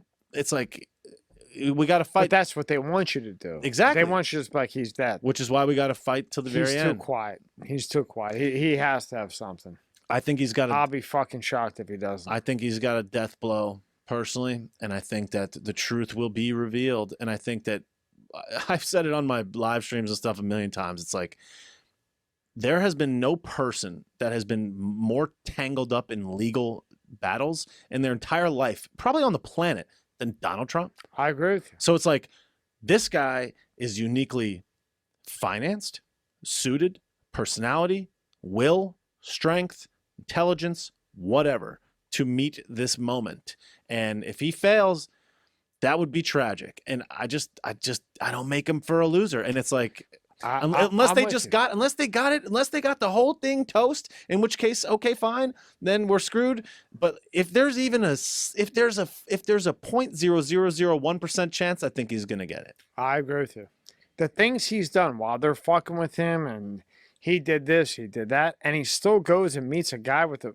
I mean, he met Kim Jong-un, or obviously Yeah, Kim Jong-un, yeah. after he called him Rocket Man. Yeah. I mean, that's pretty fucking impressive. I mean, the shit that he's done, I don't know any other person that has done any more than him, than anybody. But see, Heroic. nobody looks at that. Right. I think he's been the best president ever. I don't think there's anybody even that could fucking touch him, because the ones that did do good things, right, they didn't have the shit coming at him that he did. Right. After his kids, his actual little kid, his fucking Mhm. older son. You know Yep. what I mean? What the fuck? And he still pulled the shit off. And he made the deal with Big Pharma, which was, I don't know how the fuck he did that. Me and Rob were fucking twisting our fucking heads on that one. There's a lot of like, It pisses. I don't mean to say the F word, no, all that, no, but it doesn't matter. but it infuriates me because it's just crazy. Like, you don't look at that.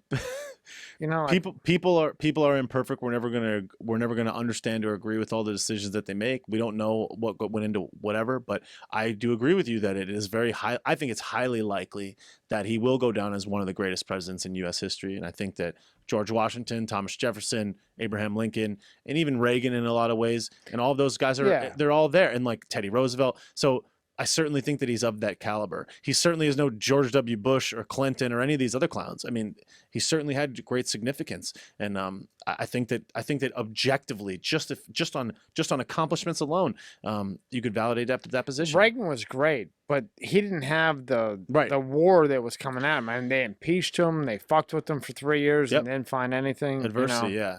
yeah. Let's get back to the most important person, which is you. Okay. So how did you get the name Take a Nap? So,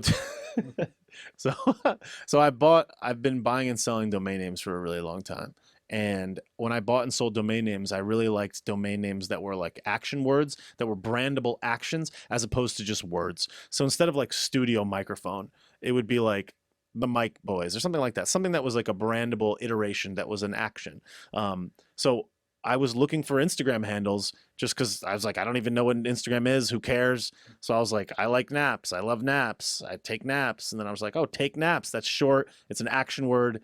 It's like it's memorable, it's different. It's not like first initial last name. It was different and it was memorable and it was easy to spell. And what I liked the most about it was that it was 2 syllables. When you have a domain name, you want those 2 syllables. So I was like 2 syllables, short, easy to spell, action word, take naps. And I was like, taking naps is a luxurious ass thing to do. So take naps.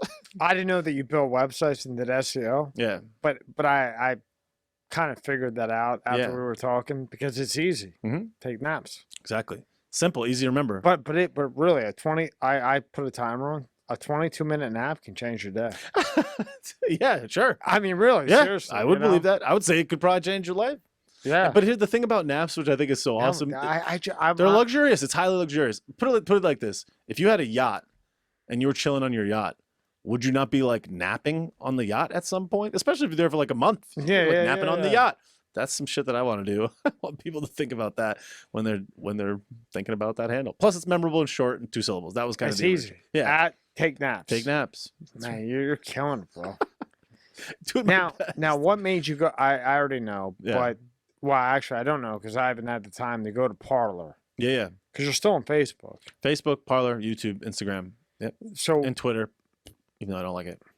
Jack, you know, I don't like. Well, it's not even about Jack, but it's just about like any any communication tool that's going to censor the leader of the free world and censor truth. It's like I don't want to endorse that. I made a Twitter because people said that I should probably have a Twitter. In hindsight, I probably would just delete it. Right now, I just leave it because it's there and whatever. I don't think much of it. I retweet some things every once in a while, but I choose to play where I choose to play. And like right now, I play on Facebook, YouTube, and Instagram, and then I post on Parlor because I believe that a lot of the things that I believe that I want to see that platform grow. I want to see a competitor grow. So Now, what would you do if Apple? They're supposedly coming out with like the competitor to Facebook sure. in 2022. Good luck with The- that. Well, you don't think it'd be good? Well, it's just more ecosystem You shit, can't right? you can't do a lot of things really well. I don't think that any business has the capacity to do many things the greatest in the world. And certainly some things, but certainly not many things. So Google, if any company was capable of creating a social media giant, money, resources, user base, whatever, it would be Google Plus, and it's dead. I don't What was Google Plus, Bobby? Google Plus was a social media website just like Facebook. It had videos, it had chat. You don't remember Google Plus? Yeah. Oh, you don't remember that? I You had do. it was. I don't think I ever used it. I had it and I just never used it. A lot of people did use it because it helped boost your search rankings and things like that. Again, they had the ecosystem to make it work, and they had the money and the resources and the technology and blah blah blah blah blah. And then it just disappeared though. It Just just like gone. they deprecated it, they removed it, they deleted it because it was a money suck. It wasn't making money. People weren't active there. The thing about social media is that like I believe that unless there's a void to fill, there's another platform doesn't have that. There's no reason, right? So like Parler exists because people were getting censored, and they were in order to skirt censorship. Parler rose in prominence simply because conservatives were getting censored on the other platforms. That's it. There's your pull. The software's not better. The Parler app is buggy. I don't like using the app very much, but it's growing, and like I'm supporting it and I'm using it because it had a purpose. It filled and satisfied a need. What need is Apple satisfying? Unless it's doing something that the other ones don't do, then I don't see any reason to use it. It's like if you don't solve a problem, what are you doing? So And then you would have to take all those billions of people off of Facebook and then move them to Apple. It would That'd be a fucking tough. But There- that there would have to- ecosystem thing, though, that's there would like, have to- like you were saying. there would have to be a reason. I mean, look at something like TikTok. I mean, like why is TikTok successful? Well, because they filled a void. The void was I want to make lip syncing dance videos with music. And at the time, Instagram didn't have the library of music that it had. It didn't have the tool necessary to build. Who would have thought that was a thing? Yeah, Bobby. Why did TikTok take off like that? Because it filled a void, because it did something that the other apps didn't do. The young kids could lean into it, and it gave them the ability to make cool graphics. It had lots of filters, but why did it beat Snapchat? I mean, I never use Snapchat anymore. I used to use Snapchat, but like there was something that Snapchat wasn't doing that TikTok did. And that's why it rose to prominence. So Apple making a social media platform simply for the sake of making it, I don't see any value to that. If they're doing something that we don't know about, okay, cool. But I don't know. I just don't know that that's necessary. It's kind of like, I think that there's always ways to branch out these ecosystems. Like Facebook does, like Facebook dating, and they have Facebook Marketplace, and there's all these different things that Facebook is now doing that I think are great. But I think that what's probably better and smarter is to acquire. Like Facebook bought Instagram. They didn't make Instagram. They certainly could have, but they acquired it. They acquired the user base. They acquired the cachet of it. They acquired all the things that made it magic. And then they integrated it into their structure. That's a better strategy. And then they bought WhatsApp. They bought WhatsApp. Which a lot of people don't know. They own that shit. Yeah. And Oculus. What's Oculus? Oculus is the VR headsets. Oh, okay. Oculus Rift. Yeah, they suck though. They're not. I don't know. I don't use them. I've looked at them. They're not ready yet. The technology is probably not there yet. Yeah. But like that's just them making investments, doing strategies and different things. And like I'm an investor in Facebook. Like a big percentage of my stock portfolio, I bought Facebook stock. I believe in Facebook. I believed in Zuckerberg as a steward of that business for the longest time. I certainly dislike the censorship. I think that that's messed up, but that's something that's a new phenomenon. That's the last 8 months. What will happen there, I don't know. But as far as like a guy leading a company, the guy certainly is smart, and they certainly have made a lot of really good decisions. So you've been able to separate business from how you feel, right? Because Yeah. if I'm starting to get to know you, Yeah. you don't really like Zuckerberg. It's not that I don't like Zuckerberg. Or I don't. Okay, well, he gave 400 million. Yeah.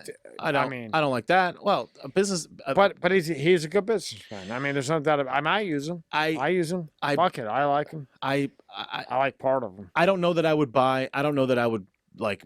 If I had known that there was going to be all this censorship, I don't know that I would want to support Facebook to that degree, like I have in terms of buying the stock. But don't you think that just like happened recently? What? Like Facebook being that censorship, or we just didn't know it? I've paid a lot of attention to Facebook since the very beginning. In fact, I Yeah. had a Facebook account in 2005. Really? Yes, 2000. That was before AOL bought MySpace, right? Yep. Yeah. Oh, really? I had a Wow. Facebook account like way early. I remember when I wasn't in college yet and I couldn't get on. I had to Yeah. wait till I was in college. I remember Wow. my brother had one. And I remember at the bottom it was like a Mark Zuckerberg production. I'd love to hear about this. Yeah, Tell so me. I had it all the way back then. So the point is that like I've watched the evolution of the website since the very beginning, and it was cool, and it just did something unique that the other ones didn't do. And then like when it became public, I remember I called my parents and I was like, "Listen, this is the stock pick of any stock pick. If I could ever make you rich, this is it. Buy Facebook stock." And I managed to convince my parents to buy a little bit, not a lot, not as much as I would have hoped, but it's like, hey, young kid, idiot. I didn't have any money. I bought as much as I could buy. I bought $1,000 here, $500 here, and I bought one share at a time as much as I could. And I rapidly built it up with every spare dollar that I had. And as a I don't even know how old, 25, I think I was, like I had every spare dollar. Instead of buying a watch, I bought Facebook stock. Instead of buying a trip, I bought Facebook stock. And I certainly lived life, but I was always buying the stock because I just knew like this thing's going nuclear. This thing's going to blow up. It's going to kill it. And I've always just invested into it. I knew it would work. But Bobby, what made you think that was unique, though? At What, that time? Facebook? Yeah, in 2005. Yeah. What made you think that was unique? Well, there was no comparison. There was nothing that, I don't know. That's a good question. There's a lot of depth to that. The main thing, because I'm a web developer, the main thing that I thought separated it from MySpace was that MySpace allowed for too much customization, and the customization ultimately downgraded the quality of the experience on the site. I would go to people's pages, the music would blare, they would have a Oh yeah, they would have table the was- banners and shit. the table Yeah. was too large. Yeah, The you're images were people could put pink text on It's 100% black text. I was like, this is fucked up. You have to let me play in the window, but not let me play with the structure. So when I looked at those two next to each other, I was like, they're going to lose because of this customization. The single thing that makes it great in theory is going to be the thing that destroys it. And I knew that Facebook, by forcing the structure, would have more longevity. And I just was able to spot it as a web developer. That was kind of the main thing is I'm like, these pages take forever to load. The sound's playing. It goes against best practices. You don't want black text on pink background or whatever. That's funny. I was just gonna ask you, why does Facebook take forever to load? It doesn't. I don't matter. think that it does. doesn't matter. I don't think it does. No. I would say that it probably takes less time to load than, well, the reason that it takes more time to load than like Google, for Because example. so many people are on it. No, I don't think it has anything. I don't think it has much to do with the people as much as it has to do with the interactivity of the code itself. Is that bandwidth? It's that it's doing lots of shit. It's running Messenger. It's running all of the friends that are online right now. The chat.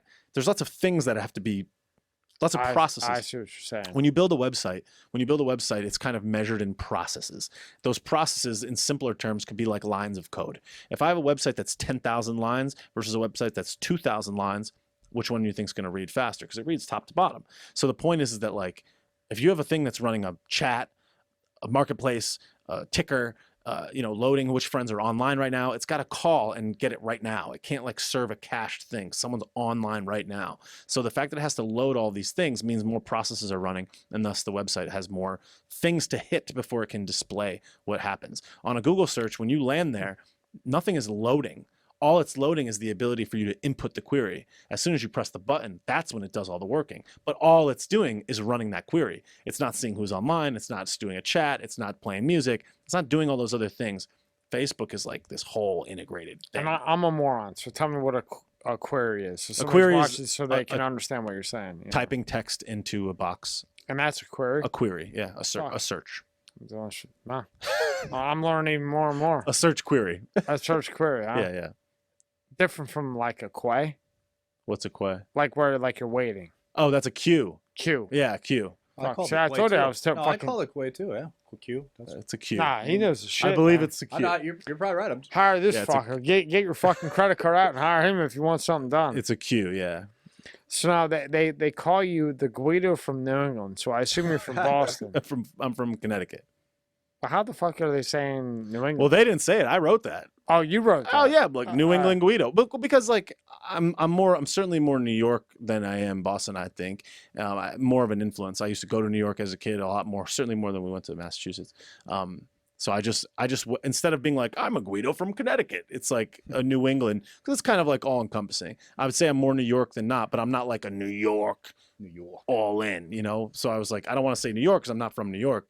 And I don't want to say Boston, I'm not from there. And I don't want to say Connecticut because people think it's like boat shoes and clams and shit or whatever. Not clams, boat shoes and sailboats. There's actually a lot of shit going on in Connecticut that people don't know about. But yeah, if I was you two, I would put New England. Yeah. And it's the tri-state area, the whole thing.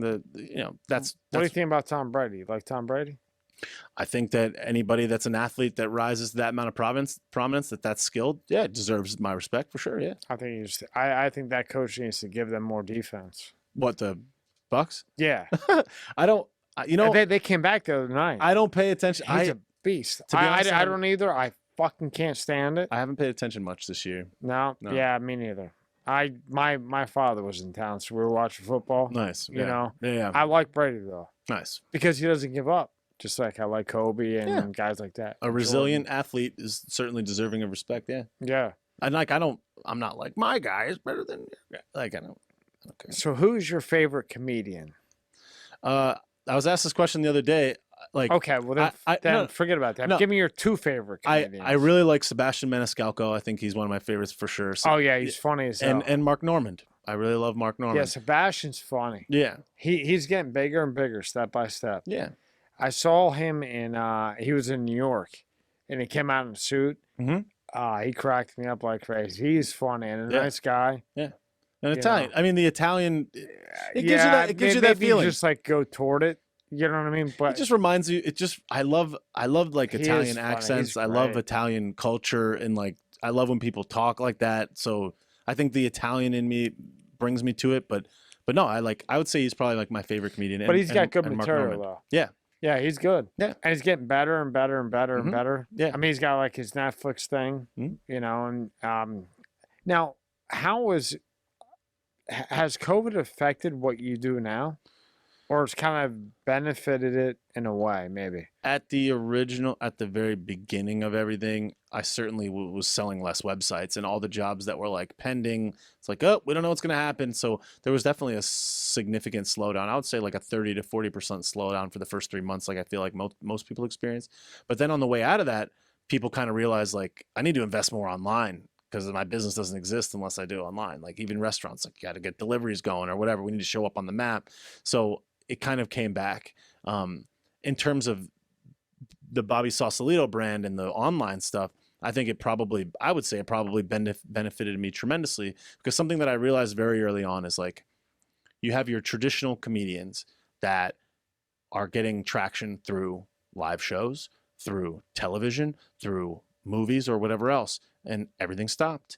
So what did they have? They had the same phone as me. They had the same lens as me. They had the same sitting at your house with your thumb up your ass as me. So it's like, I'm on the same level as, in theory, like Jerry Seinfeld.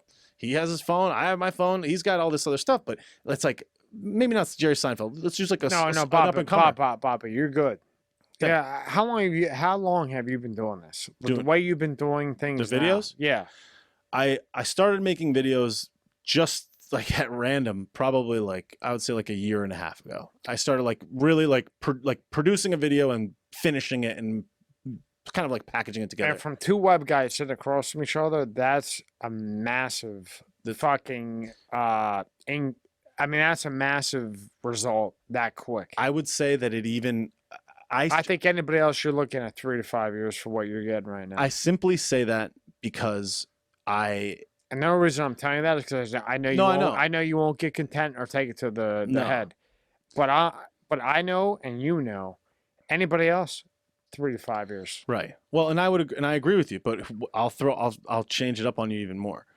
I started making the videos so I got comfortable being on the other side of the camera, and I was not making them with any significance. The real kind of origin of it is, my folks and I invested in a spec house. We bulldozed the house. We built a new house. I went out one day. There was a porta potty in this empty lot, and I was like, "This is hilarious! Porta potty in this yard. Like, anybody needs to take a shit, here's the address. Come take a shit. Porta potty in the yard."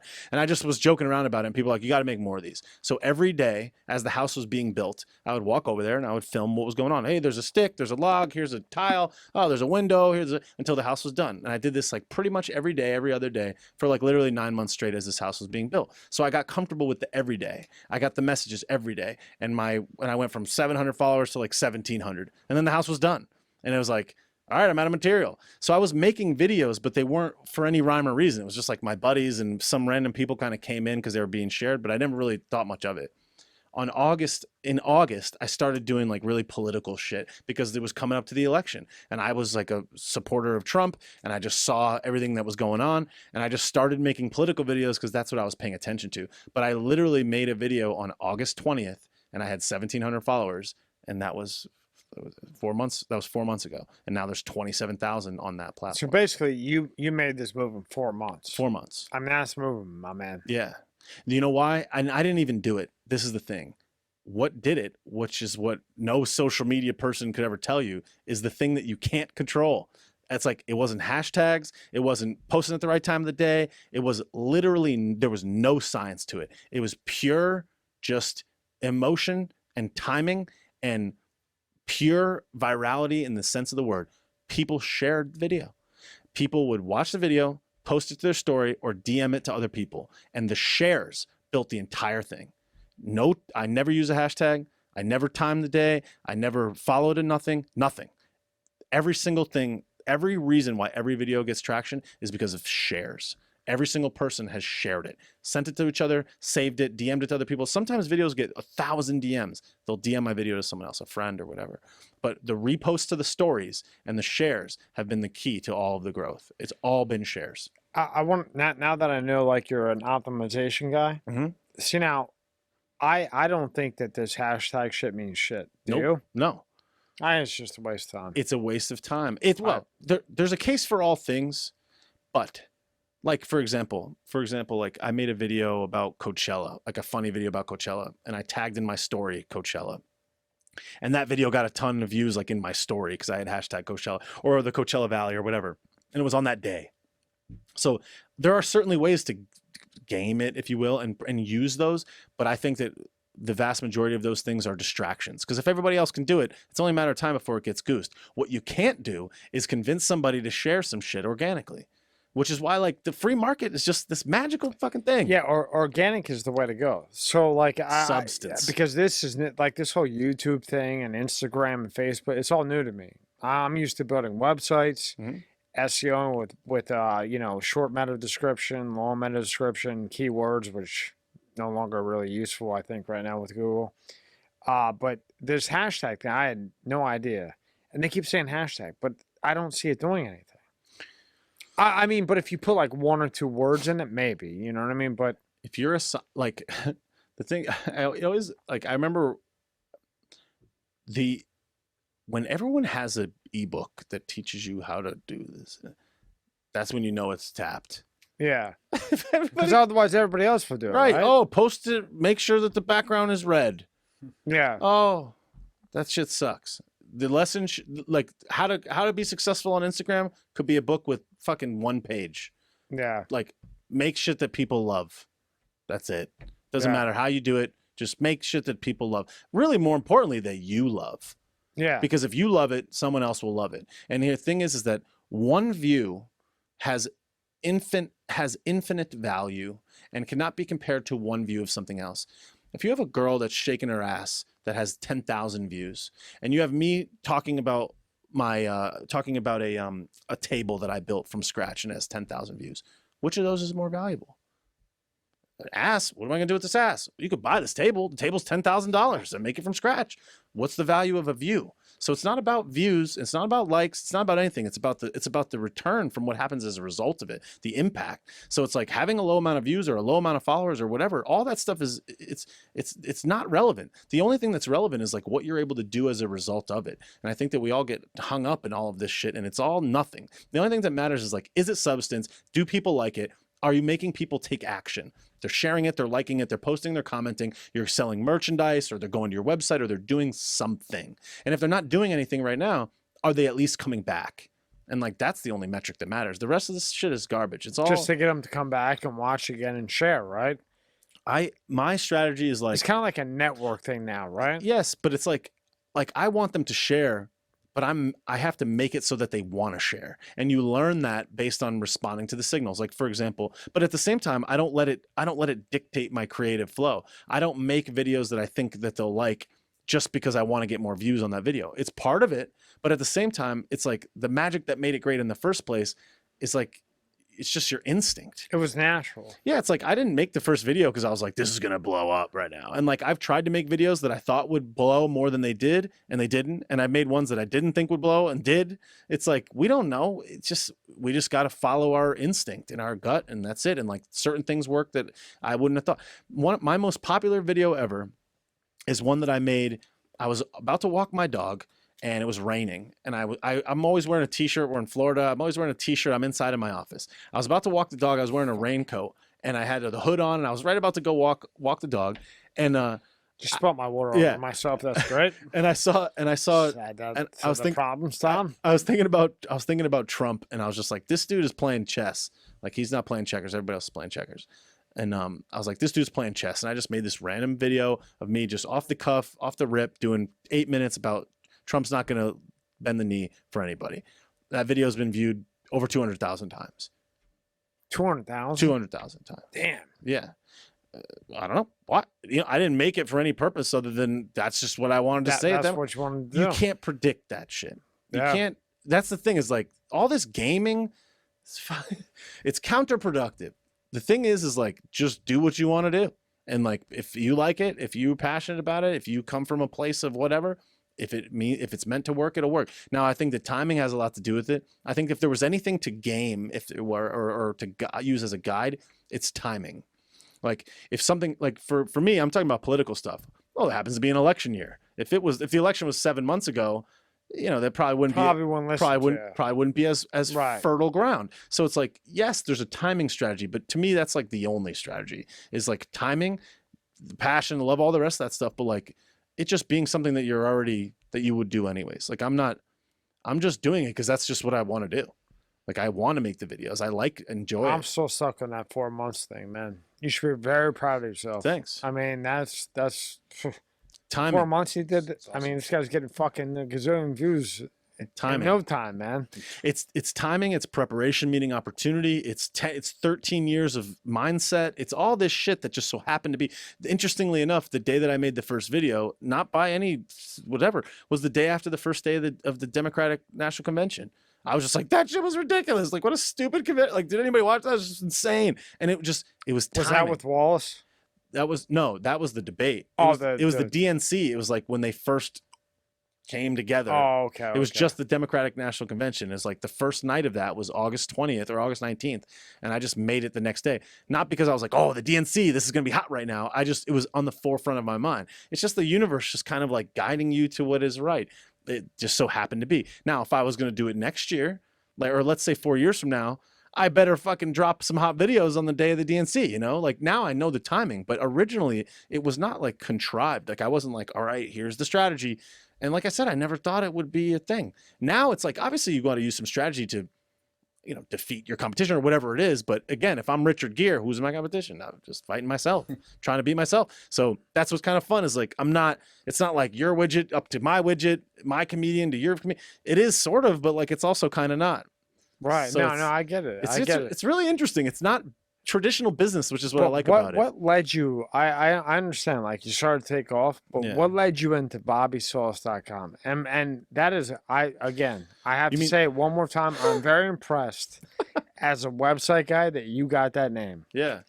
And what led you to go from doing what you do to decide to go into T-shirts, drinks, because or cups, or Yeah. the million things you got on there? I kept looking at it, thought, okay, it's T-shirts. And then I would look at everything and I'd be like, Jesus Christ. I'll tell you exactly how. I knew that I had to find a way to.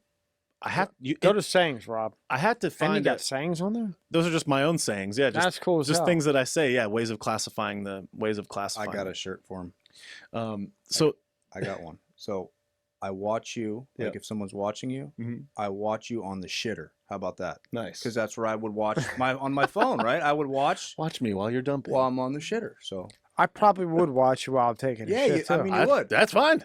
That's Hey, five minutes. But you know what you do? Give me 5 in a dump. Yeah, right. Because but you're funny. You're interesting, That's right? when I watch that I stuff. mean, when I'm on right, the shitter. yeah. So That I watch you on the shitter. Okay.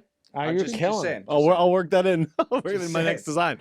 But what got you into Bobbysauce.com? Well, I'll tell you. and go to Bobbysauce.com. He's got stuff for kids, women, men. Yep. Everything you can. This guy's got cups. I'm probably going to spend about $1,000 tonight on that because it's cool as hell. I knew that. Yeah, chooch, like Italian, like idiot. The Italian, basically. It's like chooch. Anyways, I've always. They always say like Mark Cuban on Shark Tank talks about this. Like if you're making merch and swag, like you're not focusing on your primary business. So I always looked at merch as like a distraction from the primary product. The product is the entertainment.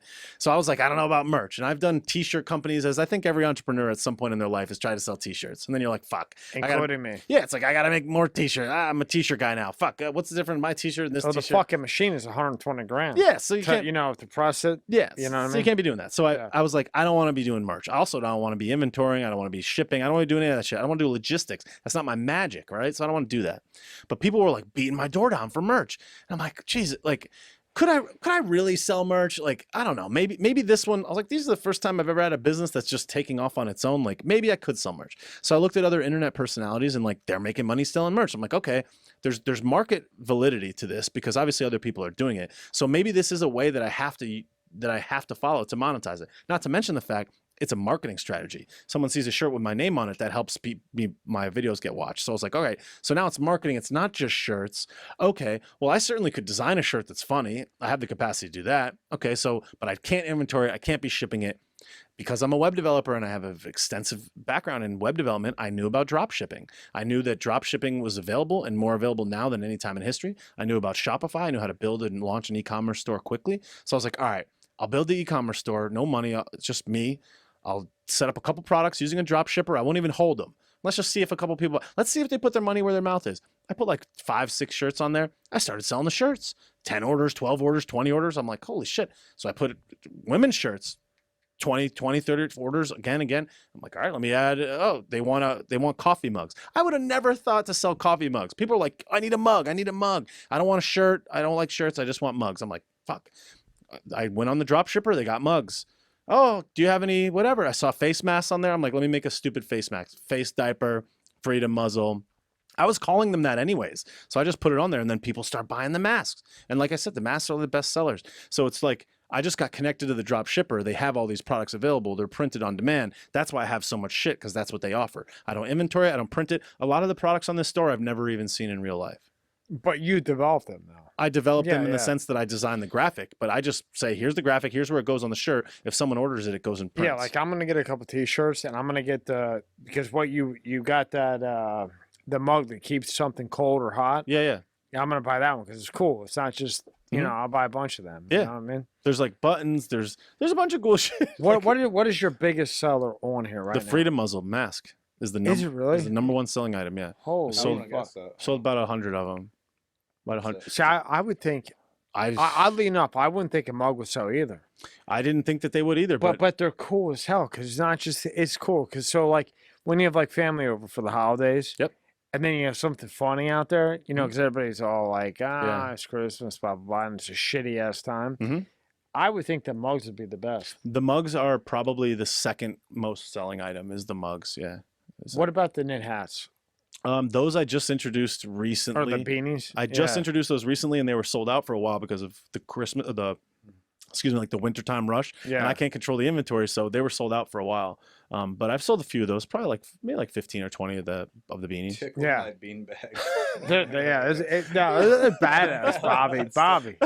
Bobby, it's badass, man. like it. And this is Bobbysauce.com. Mm-hmm. I'll tell you what, this guy's got a brain. A lot of stuff on here. Yeah, there's a ton of stuff. And like, Bandanas. Mm-hmm. the freedom muzzle. Look at this. You can put this on your dog. I've seen people with the bandanas on their Yeah, dogs like that around put the them- dog's neck. Yeah. There is. Yeah, you could do that. Yeah, no, I have those. If you actually go up to the search and type in, I think if you just type in dog, I think I believe there's one that's specifically a dog. Yeah, dog bandana. Look at this. Look at Oh, this. that's cool as fuck. You got this on live view right now? Yeah, it's on wide. It's been on wide, yeah. And yes, I'm hitting my vape, so all you people that comment, yes, Yep. when I decide That was to on. stop vaping, I won't, but right now I choose to. Look Yeah. at that. That's fucking cool as hell, dude. Yeah, but all those are that's all just the drop shipper. It's like they provide the images. They, the one. The But thing- you came up with that. No, yeah. You know what I mean? I Yes. mean, it's not like, yeah, you're not, there you go. There's those water. Yeah, those are big now. People love these Mhm. insulated water bottles. I hated them. I Yeah. thought that they were girly at first, Mhm. we're Italian. There's So more of a it's like man. tough. That's more of a manly. I drink way out to of plastic. Yeah, I Like a would man. get that. I would get, look. That's more yeah, manly looking. but that was my thinking from my father, my grandfather. Yeah, but Oh, it's just God. it's cool. I mean, He's got pillow stickers. covers. Yeah, that's what I was gonna bring out. Yeah, somebody Now- asked me for a Takenaps pillow. Dude, this is the thing. You gotta tell me that. How the fuck did you get into pillow covers? 60% of the items on this store were from inbound inquiries. People asking me to make them. Like people asked me, they were like, "Could you make a pillow?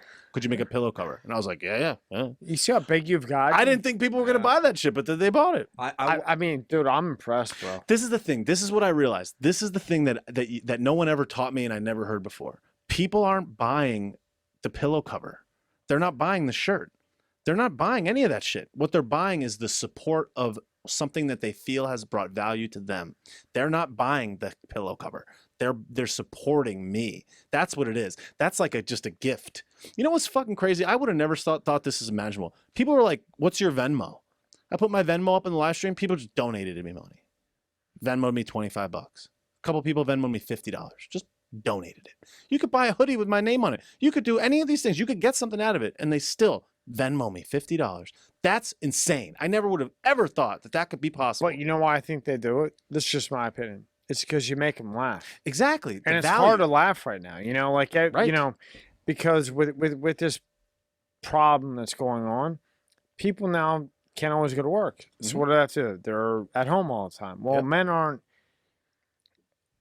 men aren't used to being at home all the time, because if you should be working all day and provide for your family and do whatever, well, now you're home all the time. Mhm.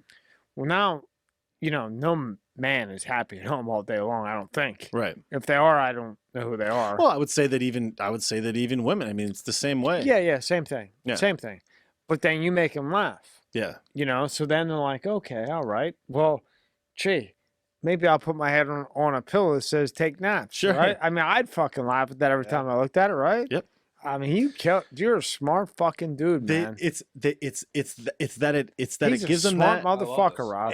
and it makes you want to chat about it. And like the masks, like for example, the reason the masks I feel like are selling so well is because it's right in your face. You can't not see that shit. Oh, and it's like fanny pack. Even the fanny packs are making a comeback. I'm telling you, I've seen people were begging me for those, and they've been sold out ever since I put them on there. I don't think anybody's even gotten one yet, but that was a request. But the point is that like people want to open conversations with each other. They want to create a social. They want to let people know that they're funny, that they're aware of what's going on. But even more importantly, I think they just want to support the cause of something that's been giving them value and entertaining them for free. So they're like, they want to support the cause. It's like not even about the shirt. It's like, that's cool, but it's like not even that. But the value is the smile. Yes. Because you know, Correct. you know, like we grew up and he grew up too. You would think he's Italian. If you knew him for a week, you would swear to God he's Mutt. Italian. You know he's I got as some- white as the wall. Italian in You me know a what I little mean? bit. There's a mutt. I'm a mutt. But you know, laughter is you can't buy laughter, Right. and laughter gets you through a tough time. Yep. You know, Mhm. and you created it, and you found the niche, and I mean, you're killing it. You're killing it, Bobby. The thing. And then you just didn't. What I like about you, you just didn't stick with that. Right. You said, and this is how I know you will. I think you will be a legend in some way, shape, or form because you're getting a Thank you. gazillion views in 4 months, right? Yeah. Okay. So now anybody else, I would say 9 out of 10, 99% of people would be like, well, shit, what more do I need to do? But then you took that, expanded it to more and more and more and more. Fuck college, fuck all that shit. You know what I mean? You got it. I'm learning. I've learned that through just like my own instinct, but again through like the guidance of other people that are successful. It's like if you like, I listen to podcasts and I'm trying to learn to this day. Like I just went on a podcast to this guy in Vegas named Brad Lee, and I was listening to him interview Ed Milet, and Ed Milet is this guy with a jet. And one thing that he was talking about is he's just like, I'm always trying to like get to the next level. It's next level. Like, what am I doing? How am I getting better? This dude's got a jet, $50,000 house, 100 M's in the bank, or probably even more. And this dude's still trying to get better. So it's like, that's been the mentality I've always had, but it's even more solidified as I listen to these people that are way further ahead than me, and probably people even further ahead than them. It's just like the relentless pursuit of greatness is like, it's just an ongoing thing. It's just you keep fighting. Yeah, it's like You keep fighting. I can't imagine how many X I could ever have, and then I'd be like, all right, I'm good. I don't think it. You know, I'm bored. You know, I tried it, right? So one point in my life, I made a lot of money. And then I was like, you know what? I have enough. I can just sit here and just, you know, fuck around and do whatever I want. Mhm. I was so bored and miserable, you wouldn't even believe. Yeah. You know, I couldn't do it. And you couldn't. I mean, it would drive you crazy. They talk about fulfillment. Yeah, Fulfillment like is if the you new- don't have anything to like Yeah. try for or work for or whatever you want to call it, it's just guys like you, guys like me, it's just like, what's the fucking point of living? Right. Like you need that. You Yeah. know what I mean? Mhm. And your Facebook is off the hook. Pull up it. No, it's funny as hell. Yeah. Yeah, you take naps. Look Yeah. at her. Look, Rob. Look. Yo, what is happening? Yo. I'm trying to figure out what is occurring right now in America on the planet Earth, and I am befuddled, Jones. Yo, lots of news sources are compromised. I don't know what's fact and what's fiction, and on top of all of that, I can't even talk about it here for fear of retribution, so bye. Today's This is how we're expecting him to walk in, though, right? Yeah. I was like, somersault in the room. I was like, man, I better drink a couple monsters. Yeah, we were expecting, and it's awesome though to see the you know. Yeah. Yes. I mean, it is, and you know, to me, it shows the ground. You know, the groundness they have, and Bob, you're gonna be like Bobby. Bobby, yeah, it's good. What do your friends call you? Bobby. All right, Bobby. Yeah. Bobby, you're gonna be big. Thanks, man. Yeah, this one cracked me the fuck up. The Which? first one right there. That was today. Oh fuck. Yeah. No, that one's not very funny. That one I just posted earlier today. I wouldn't say that one's very funny. I don't know. I watched like 20 of them, you know, so I Yeah. could try to get to know you, and I am completely wrong of what I thought I knew, and it's so impressive. That's Bobby. this one here. Thanks, this man. one here, Bobby? That one I made today. Yeah, Today that make me wonder, that one's like very why patriotic. I pay attention to politics because of X, Y, or Z reason. You think you just had a fucking line of coke before you This did is that? fantastic. It's good. Thanks, man. That one, yeah. So I just went to this conference called the Student Action Summit, like a conservative conference for young conservatives, I guess you could say, in West Palm. And they were talking the whole time about like American exceptionalism and freedom and our values and like how we got to stand up. And like I was just like feeling super patriotic today. I'm like, man, we gotta stand up. The shit's crazy what's going on right now. So that one of me in the purple is like a very patriotic, very kind of like serious, gravity of the moment type of one. But usually they're more lighthearted and crazy and wild. But No, that one specifically, yeah, is they're very funny. And then substantive. that this is your YouTube, Yeah, that's right? the YouTube. Yeah, that's where I have the lowest following right now. hit. We're not logged in on that computer. We'll subscribe to it. Yeah, absolutely. Yeah. Yeah, you and your pictures, because you know you look at that picture. Yeah. Yeah, you know you got to remember you're coming in, right? So I'm thinking, okay, I'm looking at the picture, I'm watching the videos. Yeah, I'm like, man, I better drink 3 monsters here before he comes in. I've had a long day today. yeah. And you are a completely intelligent, calculated individual, and I'm really shocked. And I think that when people watch this, and then so they're gonna see 2 sides of you, Yeah. this part and that part. Yep. And I think it's gonna make you even more interesting. Yeah. Because I mean, how you can do what you do, you know? I think that's the thing that about all the podcasts I've done is that there's a lot of depth behind it. And like I was saying before, it's just like that just happens to be the mechanism that I use to draw the attention because that works for that thing. If I was sitting here just being live, it's different. Like I have to be different. There's really no choice. Like this is definitely more me, but that's also me as well. And the other thing too is like I'm by myself. Imagine creating energy out of just pure just you. Like this, it's like we can bounce off each other. There's a different dynamic. It's a different stew. There, it's just like all I got is what I can bring. So I'm just like, rah! Like I just go after it. Yeah. No, you're a blast. Now, would you ever do like the improv?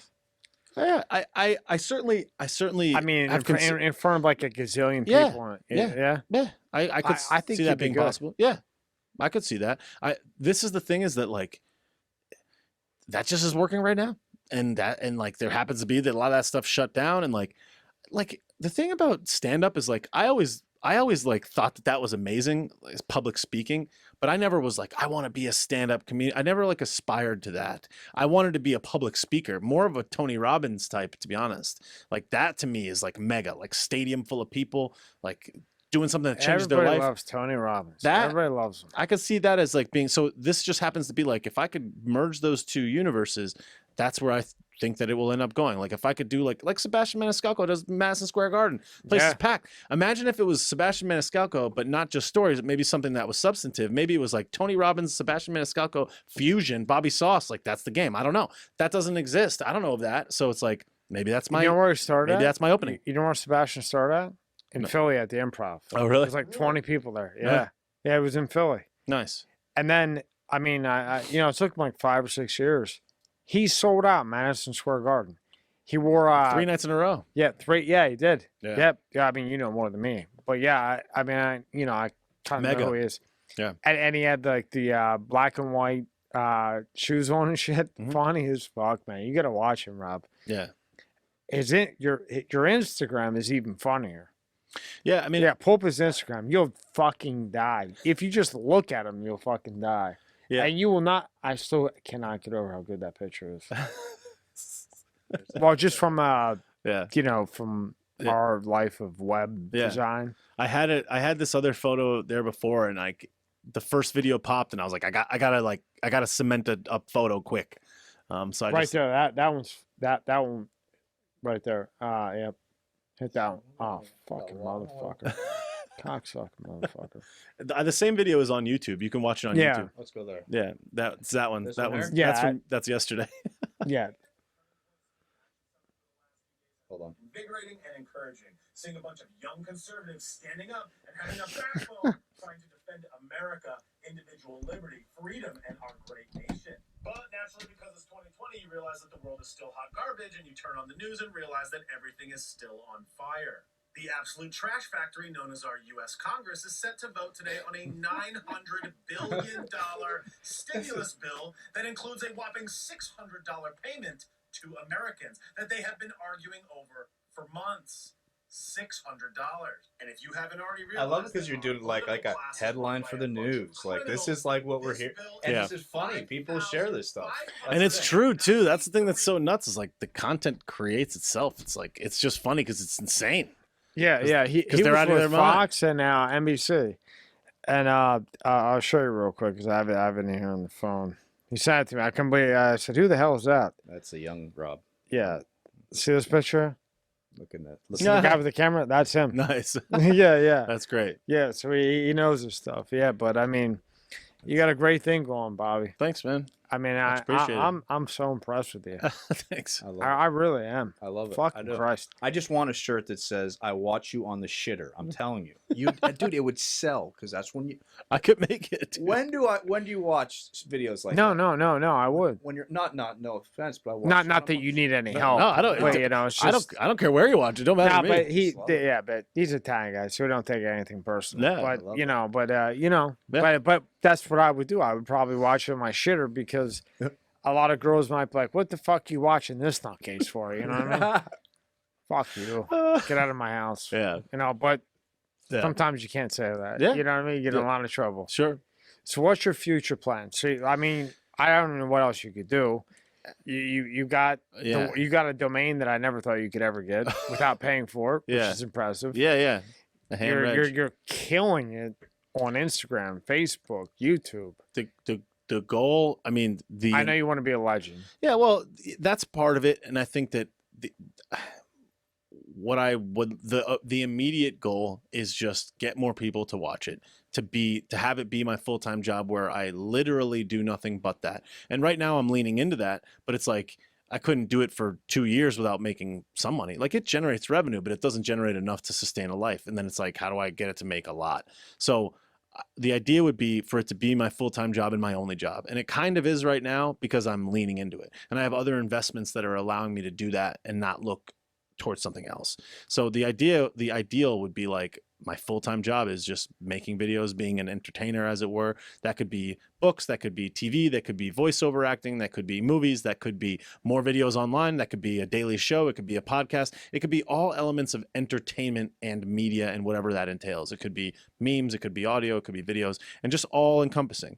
And just like a comedian does. If I like a stand-up special is like that's a traditional stand-up comedian's way of deploying it, but are they making videos like this? No. So it's like, do you even need that? Do I even need a stand-up special? Is this not a daily stand-up? It's like, that's kind of what it is. So it's like, I could literally just be a video creator and I could just be a creative video artist, and that's what I could be. So I think I'm already kind of doing it. Like it's just to make it so that it generates more and more money so that I can do more of it, make it better. Instead of doing 1 video a day, I do 3. Instead of like all the research I do myself. Imagine if somebody else was teeing up the crazy stories of the day. I can make 4 videos a day, 8 videos a day. So it's just, it needs to be able to generate enough revenue where I could do that. And then what is it beyond that? What's a TV show? TV shows have 10 writers. 10 writers, a producer, a lighter, a light guy, a sound guy, a studio, whatever. I'm doing it on my phone, holding it in front of my face. So it's like I could see a time where someone else is doing the camera, someone else is doing the cutting, someone else is doing the makeup or whatever it is. You're just showing up. Yeah. No, it's gonna happen. Yeah, and like it's gonna happen. So it's just like I would like to see it advance in that way. So it's like I got a daily show or whatever you want to even call it. But you know what I think is important is that people hear you say, because I'm nowhere near you. You know, one day I hope we're like I'm a little bit better.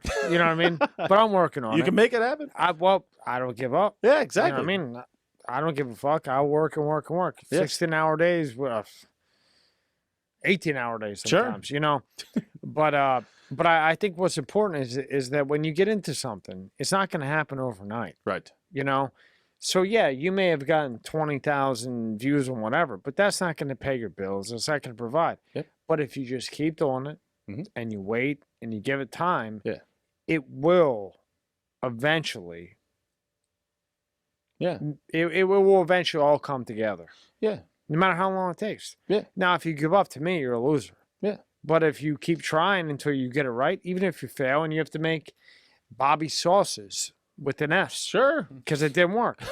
But you can't give up, right? That's I right. mean, you just don't do that. Right. You know, I mean, that's just what I think a man does. And I think that's what's missing in today is men. I agree. The only thing that I would say is that I heard someone else talk about this on a podcast the other day, is that it's about giving up working to make it work, not necessarily not giving up a thing. If I was making videos every day and I was doing them a certain way and no one was ever watching them, it's not that I'd be giving up. It's just like, all right, make a different type of video. Maybe make a podcast, maybe make a whatever, try another strategy. It's like, it's not about just beating something. It's about never giving up at what is working at that time. If people stop watching those daily videos, I wouldn't just keep making them unless if they wanted podcasts or if they wanted a show or they wanted something else and the market spoke, I would follow that. But giving up in theory, giving up the dream, yeah, you can't do that. Right. No, I agree with you. So so say you weren't getting what you're getting. Yeah. And you were getting 3 views. Yeah. Maybe you would look at somebody else and say, okay, how are they beating me? Yeah. Now, how can I beat them? And then you study them and you figure out how they're beating you. And then you because they already know, right? Because they're kind of at the top at the moment. And then you figure out how to beat them. But it's not going to happen in 2 or 3 months. Now, what you did in 4 months, I've never seen. The thing is, I mean, congratulations. Thank man. you. I think that what is actually the trajectory for how quickly people can rise to prominence is faster now than any time in human history. So I don't think that I'm unique in that venture. I think that there's a lot of people that have exploded. Like the idea of going viral is something that's happened to lots of people. There's this one guy, I forget his name. I think his name is, he refers to himself as the Backpack Kid. He had this viral video that like Katy Perry had retweeted or something of him doing this dance wearing a backpack. And this dude made an Instagram, did the backpack dancing, got a backpack brand. He was on Gary Vee, and like the guy, he turned it into something. But he the ability for you to pop and get that initial attention is there. The question is how do you carry it out? So anybody can go like that overnight. The question is can you carry it through? So I don't think I'm unique in that venture. It's just that, like I said, I had the preparation, the opportunity, the timing, the unique set of skills, the website, the ability to deploy the store so I could monetize it, the knowledge of the web, the knowledge of the marketing, the knowledge of the brand, all the pieces I had already in the arsenal, and it gave me the ability to capitalize on that time frame. But it wasn't like it wasn't like a freak accident, even though it kind of was a little bit of luck. So I think that somebody else could duplicate the same thing, but they can't duplicate it by intending to duplicate it. They can only duplicate it by having a great amount of preparation and hitting it at the right time. But it will come. I mean, I was making the videos and it's like, if that one didn't work, I wouldn't have not made any more videos. I would have continued making them. And they may have never worked, but I still would have made them because I just wanted to make them. The fact that they happen to get rewarded is that's just the universe. But sometimes it's one of those things when you're just doing something because it makes you happy. Mm-hmm. That's kind of when it works. You ever notice that? Like That's even exactly when you right. build websites, right? If Yes. it makes you happy, sometimes that fucking website, even if it's not for you, but you're building for somebody else, when you do that, if you like it, for some reason, it just seems to work a little bit. Even though you put all the time and effort into it, it just seems to work more when you're into it. Yeah. Now, as I was talking about the Bonnie and Clyde guy, Matt, he likes this guy with sunglasses on. You know what I'm talking about? Casey somebody. I don't know. He takes a shower with like sunglasses on. Oh, I don't know. All due respect. You mean Casey Neistat? You mean him? The YouTube guy? Like Monster. Yeah. He's huge. Yeah. Huge YouTube creator. Yeah. Right. So my friend Matt, right, who was Bonnie and Clyde, Morgan, and he tries to be like him. Yeah. And I tried to tell Matt, like, look, he did this a while ago, and he already bought that niche. But he's trying to do the same thing. Rob met Matt, and he's very smart, extremely intelligent, but like you were saying, he already hit that niche. That niche is gone. I mean, yes, you can get close, but you're not going to get 22 million views with sunglasses on in the shower like he did. You never know. I guess if you try hard enough, you're right. I have an open mind now. See, I used to have a closed mind. Can't duplicate. I revert myself, so I will say maybe he could. you can't. I don't think that you can duplicate something just because you intend to duplicate it, or one thing works for one guy and works for the next person. I don't know. I don't think that that's the case. But I also don't think that, like, I'm not the only person delivering the news in a funny way, but I'm also not out there looking to see who is. And like for example, when I originally started watching YouTube, I used to watch this guy named Philip DeFranco, and he has a YouTube channel that's extremely popular now. Back in the day, his YouTube was Philly D TV, and it was kind of like stupid. His jokes were kind of corny, and like I didn't really whatever. But I liked that he was giving me the news in like a non-Fox News, CNN type of way. I liked that I was getting the news. I used to watch The Daily Show a lot. I loved that Jon Stewart was kind of giving me the news with his spin on it. It was funny. I loved The Daily Show. That was like my original thing. And I love that idea where it's like I have to watch this every day because I feel like I'm learning something and I'm getting the humor. So like this kind of came as a result of like Philip DeFranco doing jump cut news videos on YouTube, The Daily Show, all the stand-up comedians that I liked, and it's just like a kind of all those things, but I didn't like map it out. I just see it now looking back that that's where my inspiration came from. But I wasn't like, all right, I'm going to do it. That's just how it ended up unfolding. It was like the thing, like the greatest plans like often don't work. And the ones that have no plan at all that just come from just the universe. Isn't that funny? Yeah. The same thing has happened in my life. It's like Yeah. things that you're just kind of almost messing around with. Yeah. They just seem to take off. And then the Mhm. ones that you're like killing yourself with, Yep. don't take off. If you it's know? a job, if it's a task, then it's a task. Like we were saying, Mhm. if you love it, it's not really a job, right? Right. But if you're just doing it because you have to do it, you know, it's If I just had 3 people send me a message every video I made and they're like, that's funny as shit, I would probably make videos till I died. Like, yeah, me too. so it's like that's the I thing. really would, because I like meeting it, and I would take money into my pocket that I'm not making from here to meet a guy like you because you're interesting, you're Mhm. intelligent, and it's just nice to meet different people that have a brain. Yeah. You know? There it is. And like there's another thing is it's just like, all right, I'm making these videos and now it's like now I'm creating relationships. Like that's amazing. I went to my cousin's wedding last summer, and I wasn't making these videos. I was making them about that house I was telling you about, like the construction videos.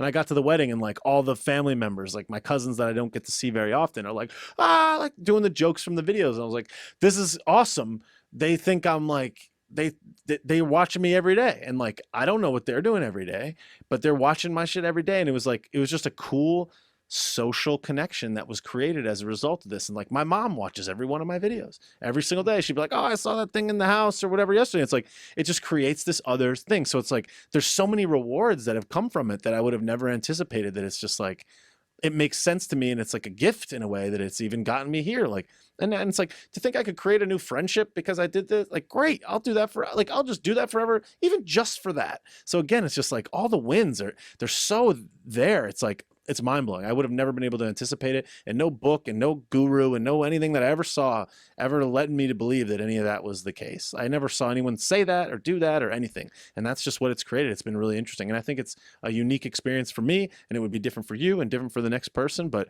again, it's just like I'm just having fun. I feel the same way, because some people come in and say, you know, okay, you got, you know, monetized in 2 months. That's crazy. Blah, blah, Yep. blah. You know, you got this many views. But I didn't really look at it like that. I looked at it like I'm having fun. Yeah. To me, this is like therapy, right?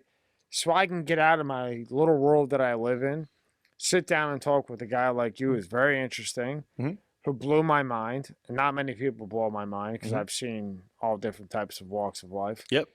And this is like a therapy and interesting to me. Yeah. You know what I mean? So like you said, I don't care if I make $1 There you go. or 1 cent. There you go. As long as I'm having a good time and you're having a good time and Yep. Rob's having a good time, Mhm.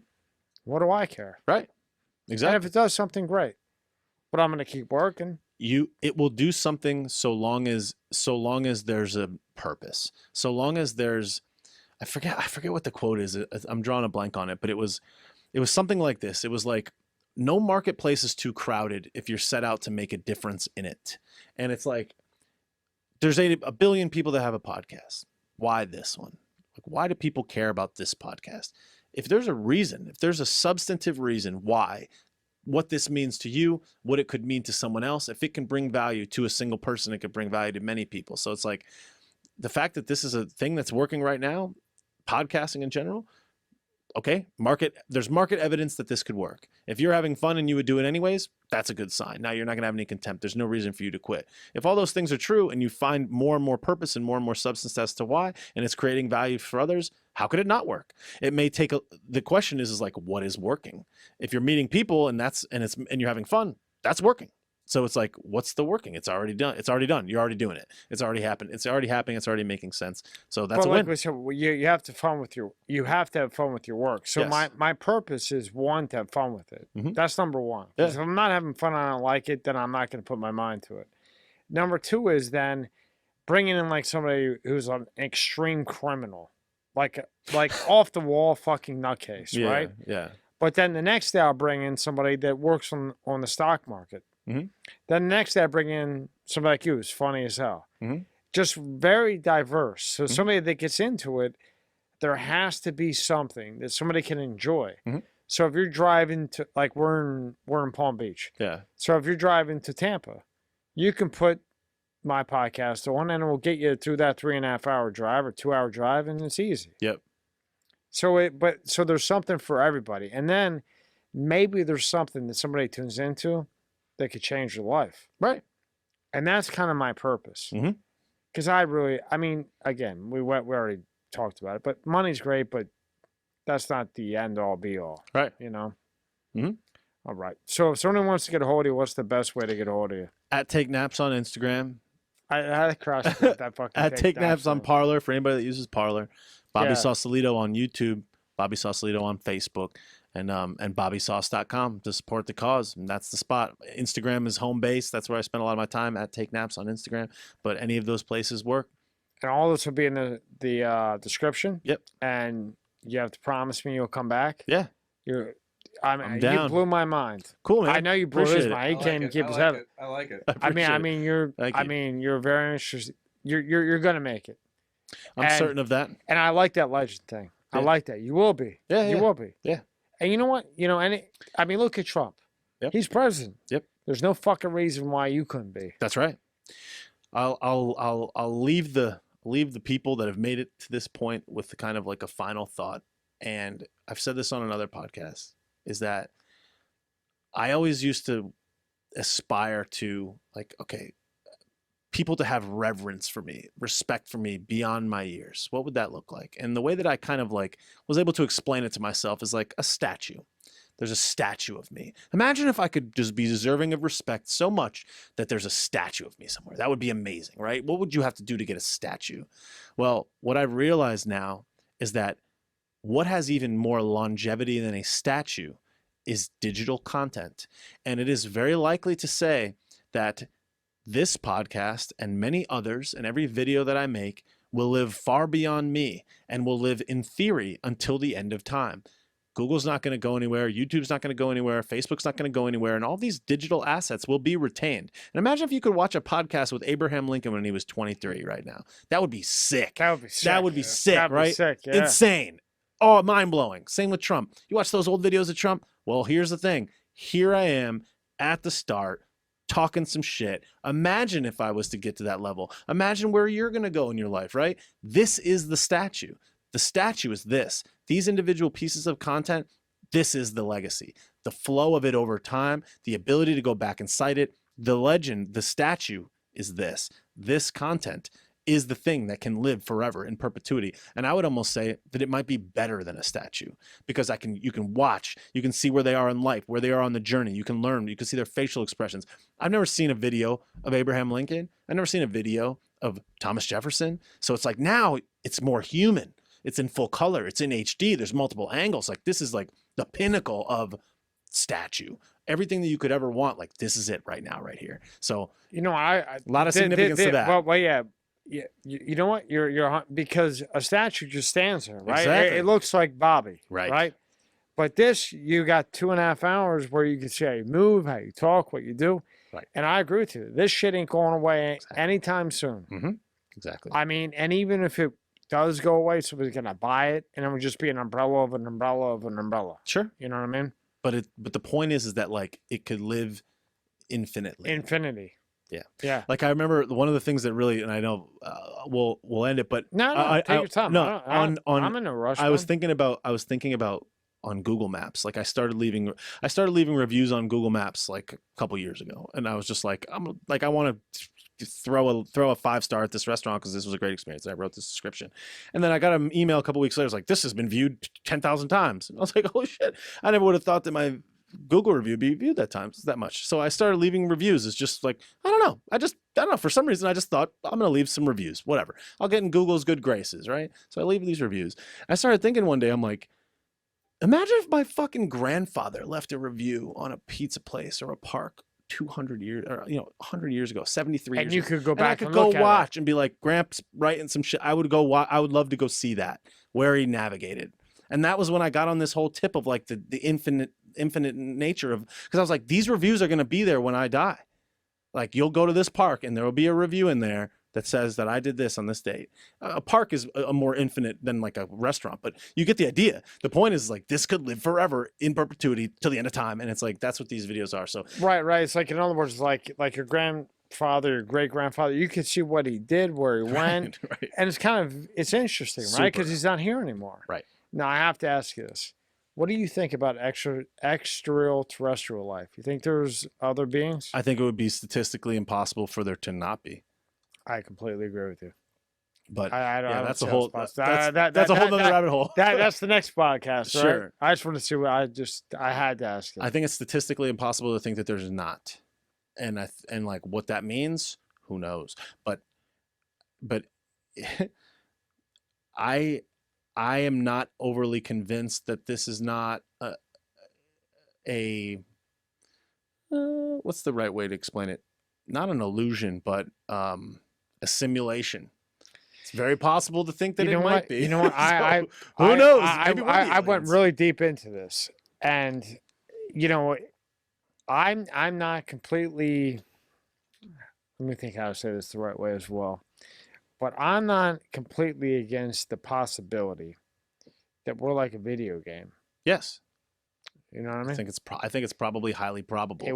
It would kind of make a lot of fucking sense. Mm-hmm.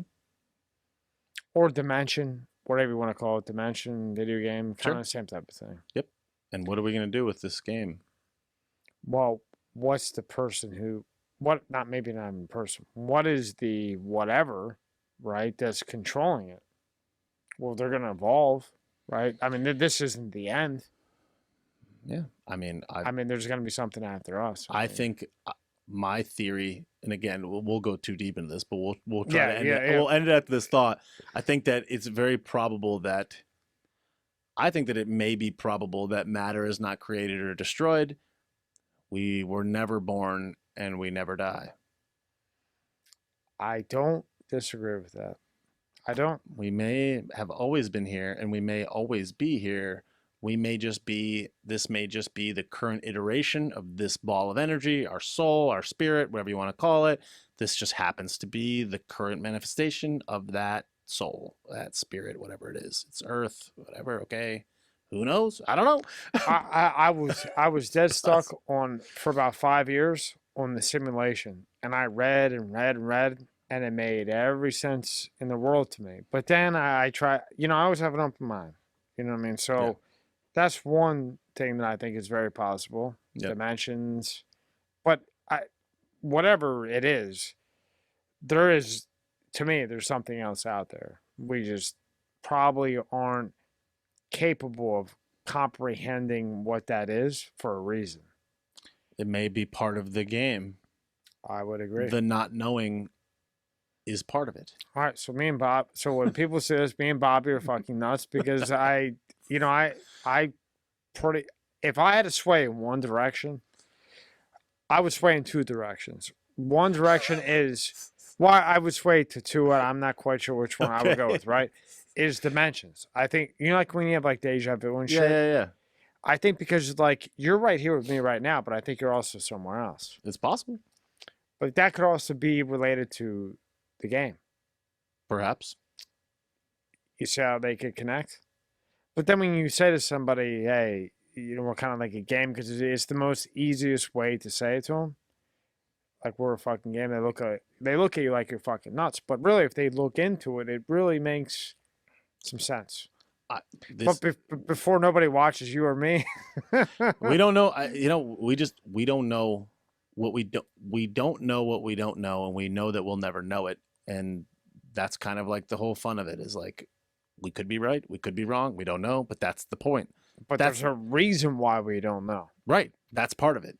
The not knowing is part of the game in and of itself. That's what makes it interesting. Because if you knew, it wouldn't be like that. Yeah. It's kind of like, it's like yin and yang. It's like duality. It's like, Yin and yang. it's like, why does that exist? There's this thing called the Fibonacci sequence. It's really interesting. It's like a fractal. What is that? You should look it up. It's called the Fibonacci sequence. It's like a mathematical fractal that like endlessly zooms in forever and is a pattern of itself coming into itself. It's called the Fibonacci sequence. And if you look at the Fibonacci sequence, I think that is probably the most realistic representation of what life is just this never-ending, constantly spinning thing that is a reflection of itself inside itself into itself, and like it's like just a never. Text that to me. Yeah, Fibonacci sequence. Yeah, text it. Check it out. Yeah, I will. So I will. it's like You ever watch deep Brian in there. Cox? Brian Cox? No. I'll send him to you. Okay. He's really good. All right, we got a topic for All this. right, so the next podcast is going to be about this. Yeah, why not? All right. Thank you so much, Bobby. You No shocked me. You shocked the whole fucking room. Even though there's only 3 of us in here, but Yep. you shocked everybody. There's more than 3 of us. There probably is. Well, there's more in the sense that it's there, and also we can only see light at a certain degree. You're right. We don't know what. And you can and you can bend What up? light, and there's things doing zigzags and all types of shit. Yeah, these are just eyes. These are just lenses. What we can see is 3. That's right. That's what we can see. three Homo sapiens sapiens. Yes. Yep. You got to come back. I want you to come back just to talk about that if you're willing to. Yeah, why not? I got your number. I'll text you. Cool. Bob, you're the man. Yes.